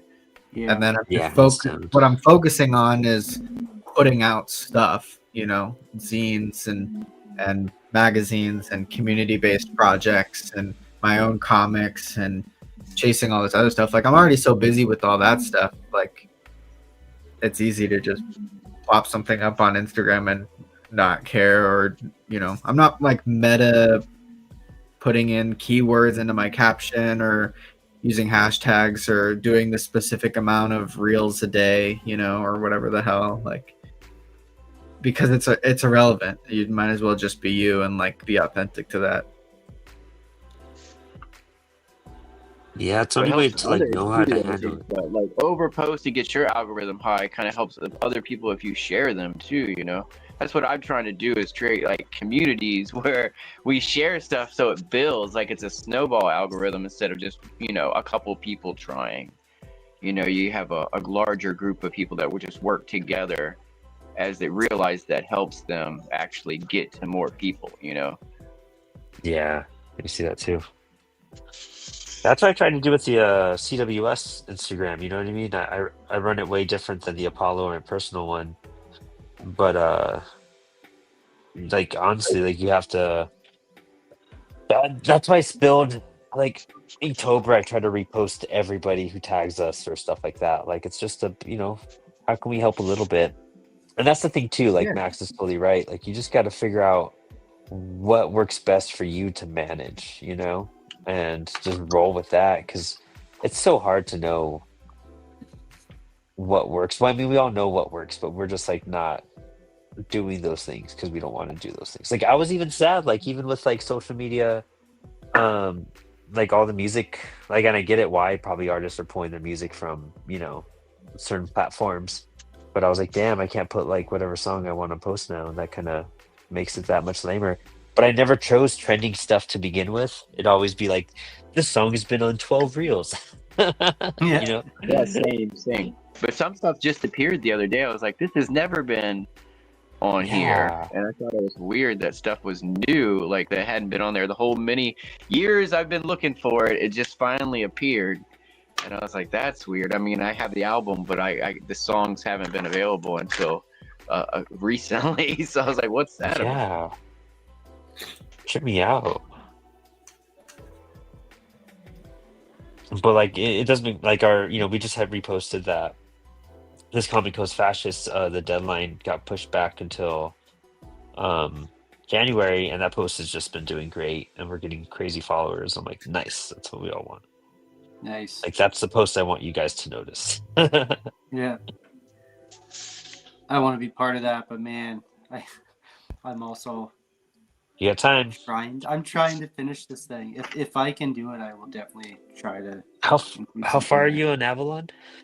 Page 20.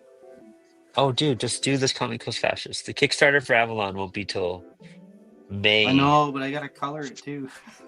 or September. Well, it's scheduled for September right now, but it might get switched to May. Oh, I thought it was like It February or something. Nah, we pushed it back. We're I'm gonna cool make with announcements whatever, in to like be 2 honest. weeks. Yeah. Okay. Oh wait a We're minute, what gonna are we do- talking about? This comic kills fascists? Yeah, you have you Yeah, just do that. Just go do that. Because that's like 1 to 4 pages. You know what I mean? So like, Avalon's fine. I know. You know what it is though? Like I But probably. you told have this before. you have that pressure, man. You just want to finish it too. You're so close. I know. I want to finish it because I keep like doing other stuff, but too many side quests. Not that Dude, I'm well, not I mean- calling Comic Kills Fascist side quest, by the way. Sorry. Oh well, no. I mean, I get it too, though. I mean, like that's what made October hard because I wanted to do a thing for Eric Allred's, OS OS Shorties, he did a little Halloween special that's free on thepolicycomics.com. Yeah. But like I was Nice. doing Inktober and I was traveling and I was like, I can't do that. And then like my fascist submission, I was hoping to knock it out, and I'm barely starting it in November, which is also a big reason why I wanted to delay the. Just to be fair. Yeah. There you go. It's a rigged 'Cause I did system. like a little cover for it, not cover, but it's like a pin-up cover. So maybe we'll use it for something in it. I'll see what I could do. I Yeah. would love to do something for it. I mean, if you're late, just tell me. No fucking. I happen to run that fucking company. Coincidentally. That's awesome. Uh,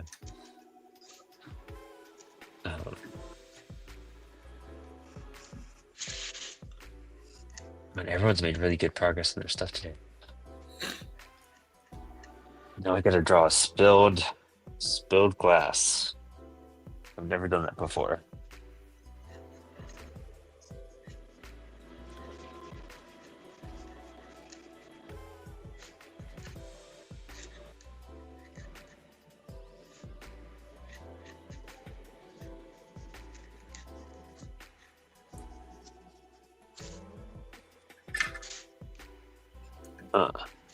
It's weird, like drawing, like. I mean, it's weird just drawing, but like when you have to put like a angle or perspective on something you haven't drawn before, and you have to like deconstruct it really fast, and you're like, wow, this is way crazier than I imagined. You're on the spot too. Everyone's watching you. That's been the wildest thing about the show. Whenever I tell people the concept of just like, I didn't know how to draw, so I just did it live with all my friends. So Doing it live. we'll just yeah, literally do it. Might as well make an adventure out of it either. It's kind of like how I do a lot of things. It's the hey, we got our dude, the human cartoon hanging out here. Check him out on Instagram or the episode he did with us last week. It's like that Mark Maron joke where it's how I live my life. He's like, I don't prepare, you know? Like if I do great and I didn't prepare, well, I'm a genius. And if I do really, really shitty, then well, you know, I didn't prepare, so can't blame you too much. That's how I feel every week. I still think you got to put some sort of like video together with all of your work that you've done, like just to see your progression. What did I do? Should do that at the end of this, like November, December, to be honest. Dude, I looked at my little notebook from Inktober 2 years ago. I found that was like drastically different from what I draw now. That was like insane. I don't think I had my other one upstairs right now. I think it's all downstairs. Oh, I might have it. I haven't looked at my one from last year in a while. Yeah, it's crazy what practice can do, right? Dude, yeah. And once you realize you're like, oh, I've been doing this every single week. Like, that's the cool thing about the show too, is that we're forced to do it every week. Like, it's part of my job. Yeah. Yeah. We'll literally get questioned on why I'm not doing You it like if I drawing. stop doing it. It's a good problem to have. That's the cool part about it too, you know? Like, it's hard to find a hobby as you get older to be disciplined to, and to like really get into it, you know? Like really put the time aside and get into it. So I know I'm super fortunate to be able to do this every Thursday night. It's also funny because, like, you know, there's some weeks where like the chat is quiet and I'm just like, who is coming on the show and who is drawing with me? Someone say something. I will force one of you to draw an air with me. It's been such a long time since it's just been me and you, Brandon. Dude, yeah. Honestly, I thought that's the way it was gonna be last week. I was like, it's just gonna be me and Max. That's cool. Like me and Max, it's a good time. And then Well, I even like this drawing week, a I wasn't lot, sure. but yeah, I'm a morning person, so it's like I'm more amped up, like I said, to draw in the morning. But I try to get a second wind and try to do this. It's always cool seeing you in the chat too. Like it's always cool seeing this, like people like you and Victor and William Ibanez and Part-Time Comics always hops on, and Saboteur will I've hop learned a on. lot from watching you guys. Saboteur. Just listening to how it goes to the conventions, listen to how to promote your books. Like I just feel like it's we're all learning from each other a little bit. So everybody has a different style or a different suggestion sometimes. So it's just I feel like putting it all together could help everybody. Oh, hands down, dude. Thank you. That means a lot because that's the whole point of the show. You know what I mean? Like, it's like let's just give all of our secrets. Let's talk about the event we just had, and and if people have questions, ask the questions. You know what I mean? Um, and that's my favorite when we have creators in the chat or like new creators asking us stuff, and even if it's challenging or if it's weird, we're just like, man, it's a good thought. Like.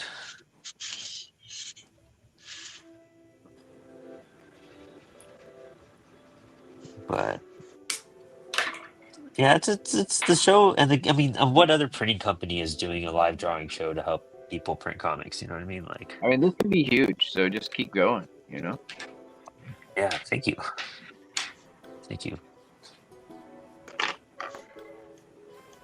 think that's a pretty decent looking glass. I'm not gonna lie.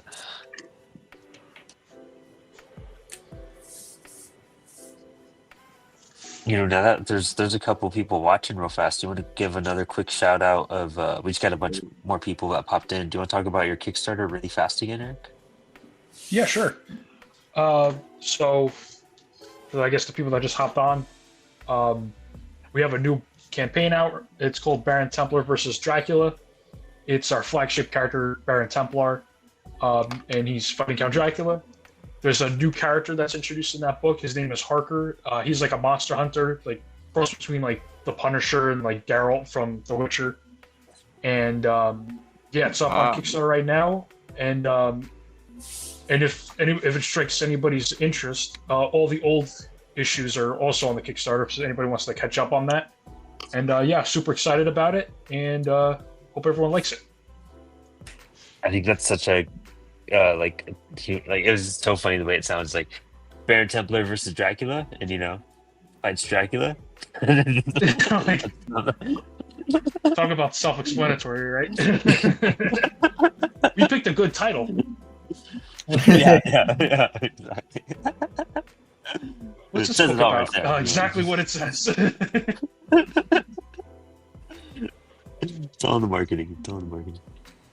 Yeah, that's it. We're geniuses. Yeah, man, comics are hard. It's a battle. It's crazy. Oh yeah. There's so many times I think all of us. I mean, Max and I for sure, but like I'm sure all of us have like just been like, am I burnt out? Am I over this? Am I doing doing all this?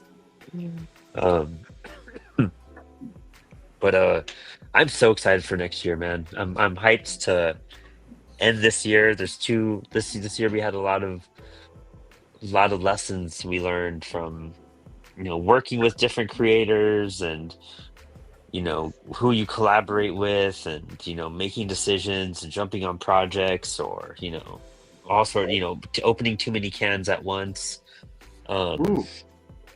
This year was a lot of good stuff, but a lot of lessons. I think the next 2 months we're doing stuff. We're going to be talking more and more about it, but like little yearly recaps and whatnot. Yeah, I'm hyped next year. CWS going global with our printing. We just had a huge meeting today and talked about a lot of the initiatives and what's happening and some timelines on stuff. And then, Apollo's only releasing 6 books next year, which I'm hyped about. I think that's going to be beautiful. So yeah, it's going to start off strong in January, and then every other month we'll pretty much be running a book. on sale, so it would be a good time. Nice. Right on. Yeah. Yeah, it looks like OS Shorties. I'm not OS Shorties. Outer Space #3. That'll be launching in January. Super excited about that. We just made the announcement today. And then in March we have a really cool like murder mystery podcast. Kind of like a YA book. It's probably nothing. But that's like a really fun. That's project's been in the works for a while. Max is lettering it and designing it, so I'm hyped to see that outcome. And then we're either gonna do Avalon in May or Teenage Babylon #1 in May. So we're figuring that out. Either way, those books are gonna be awesome. That's by Bob Little's doing Avalon with Alex Batts, and I'm doing Teenage Babylon with Christian Lee, our boy, and with Max as well. Max is lettering and doing some design work on that too. And then this Comicos Fascist Dos is our July release. And then I think Fake Your Death Act 1 is in September. And then November is either Avalon or Teenage Babylon, whatever didn't come out in May will be coming out in. And then, yeah, I'll have 2 big books coming out, so I'm excited because out of all those projects, I have I write Fake Your Death and Teenage Babylon, and then I'll have a story in this Comicos Fascistos, so it's gonna be a cool year. I'm happy for a lot of my projects to be coming out. Super hyped about that. That's why I started. That's this awesome, man. Yeah, that's awesome. Even Alex too, man, because Alex, his last release technically was last Halloween, but before that it was Cybersync. Bob Little has a killer cover for that too. Thanks. And Max, yeah. And I forgot both of you guys were the cover artists for those Oh books. yeah, that's right. Garrett. Yeah. Awesome. And so That- Alex getting another book out's awesome. That cover is the one that I always pull out when I'm tabling. And so Oh when yeah. I have my OA book, yeah, I always flip it to that one because I'm proud of that cover, man. It was a really cool one to do. Yeah, it was badass. Yeah, it's super great. Wonder what that's gonna do. Ooh, nice. What I wanted it to do. It's gonna fill up. That did not do what I wanted it to. When you just have that one little line that's not connected and you try doing a color fill. Ink goes everywhere. Yeah. You can minimize that by the threshold of your. So when you drop it down, keep Okay. holding your pencil down and then slide it back and forth. And sometimes Oh, it'll change it. wow. Yeah. So if you keep it lower, it'll help. But you probably have gaps in there. Yeah, I have a big major gap in that one. But no, that's a good trick to know. Yeah, there's that big old gap. It was like not even connected. Yeah, that's actually one of my biggest gripes with Procreate is that they Oh. don't have a freaking like stroke or outline option. That Oh, you freaking have to like manually do it. Yeah. drives me nutty. No, there's like a stupid shortcut that you can do to get like a quote unquote perfect outline. But it's so annoying that they don't just like have it as a feature. Yeah. I see that.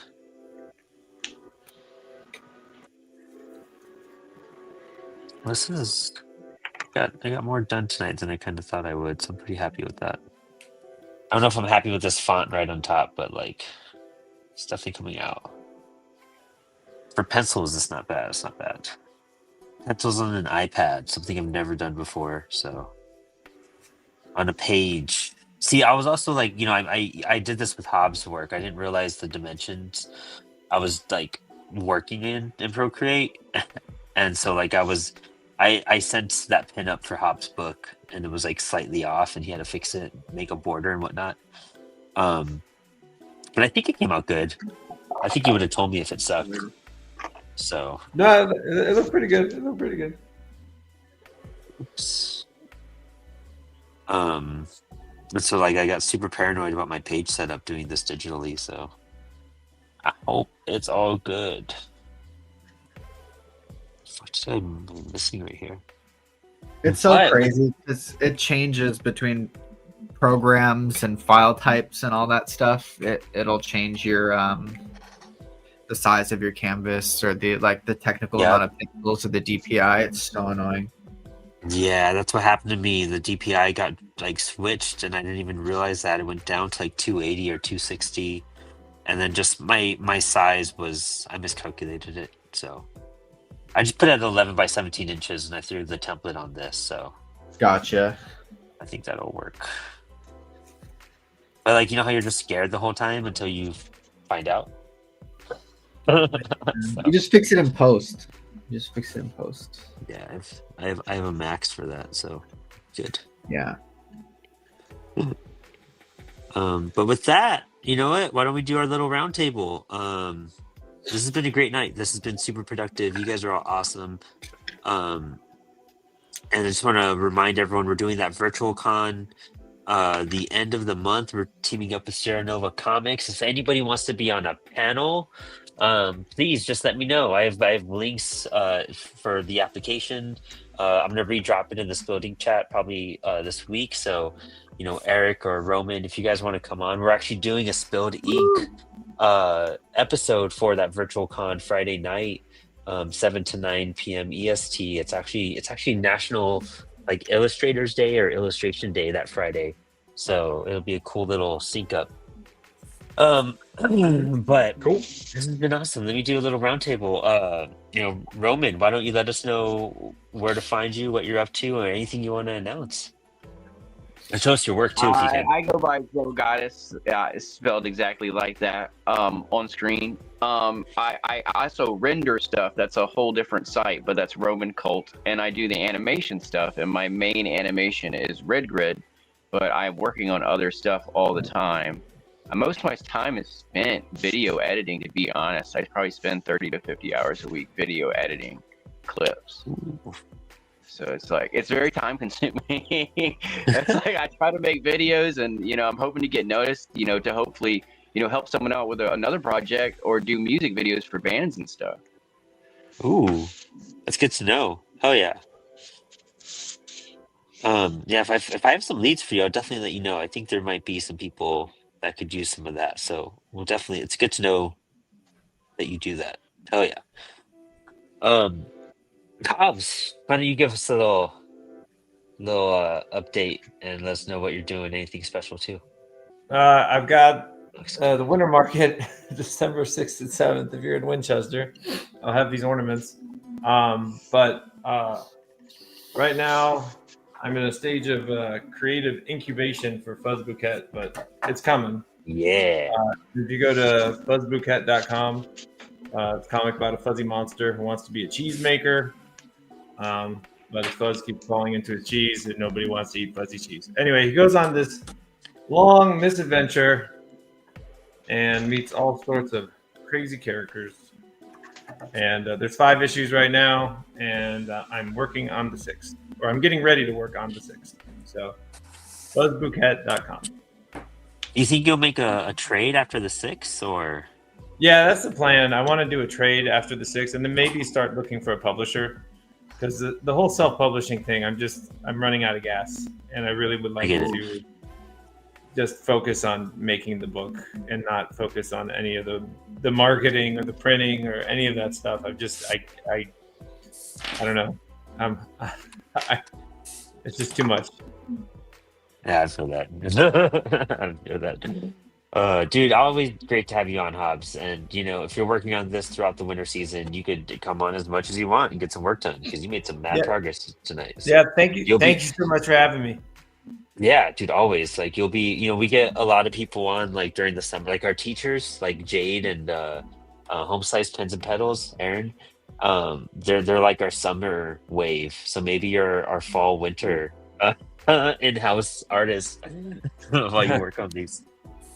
Yeah. Well, in summer, I should when I go on break, I should be working on Fuzz Bouquet like 24/7. So we'll see. Oh yeah, cool. Yeah, that's gonna be great. And then we get all the nerdy people to talk their summer break adventures. You know what I mean?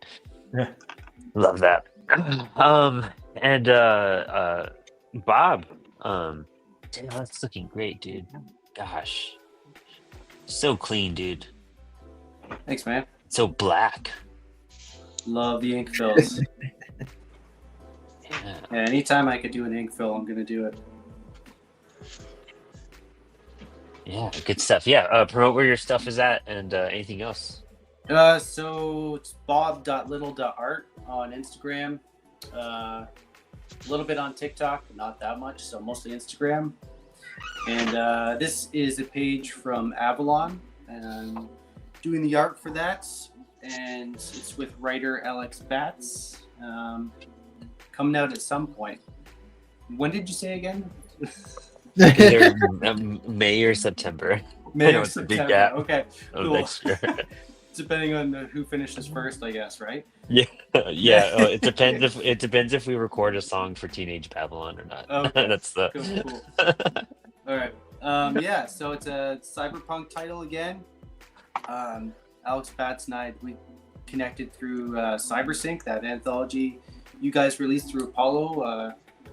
Was it 2 years ago? 2 years ago now, because that was like November Yeah. 23. Gosh. Crazy. Wow.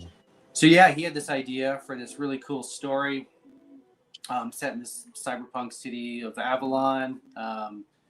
All kinds of people with augments. And it's kind of a neat kind of collision with like technology being allowed to kind of, or to what extent does technology change a person's humanity and like identity, and so it's all about like these two central characters struggling with those ideas of identity in some cool action sequences like this page right here. Sick. There's also a comment from the Human Cartoon Ricky. He was saying everyone's art is looking great, especially Bob Little's panel. Hell yeah. It's a good job. Bob. Thanks. And also from the chat, we have James Myersink, who says that looks like a great pen, Eric, which we were just talking about earlier in the stream. He's Go for it. Oh, did we lose Eric? He also said, glad my guy Eric posted about the stream. Cool to see how everyone works. Yeah, man, dude, every Thursday night we're here. We'll try to get Eric on a lot more too, once his internet pops back on. And he tells us. But he's also running his awesome campaign, Baron Templar versus Dracula, which you could also find. Actually, I didn't put a link in the bio. I'm going to edit that real fast for you guys because Eric jumped on last second. He's also going to be on next week too. So that's going to be super exciting. But yeah. So that wraps up our show. I'm going to give Eric a second more in case his internet pops back up. But they have 23 days to go. They have 14 backers. They're just shy of 400. So I'm going to update the bio here so you guys can make sure you guys refresh your screens and check it out and support our dude. Put Eric. Bam.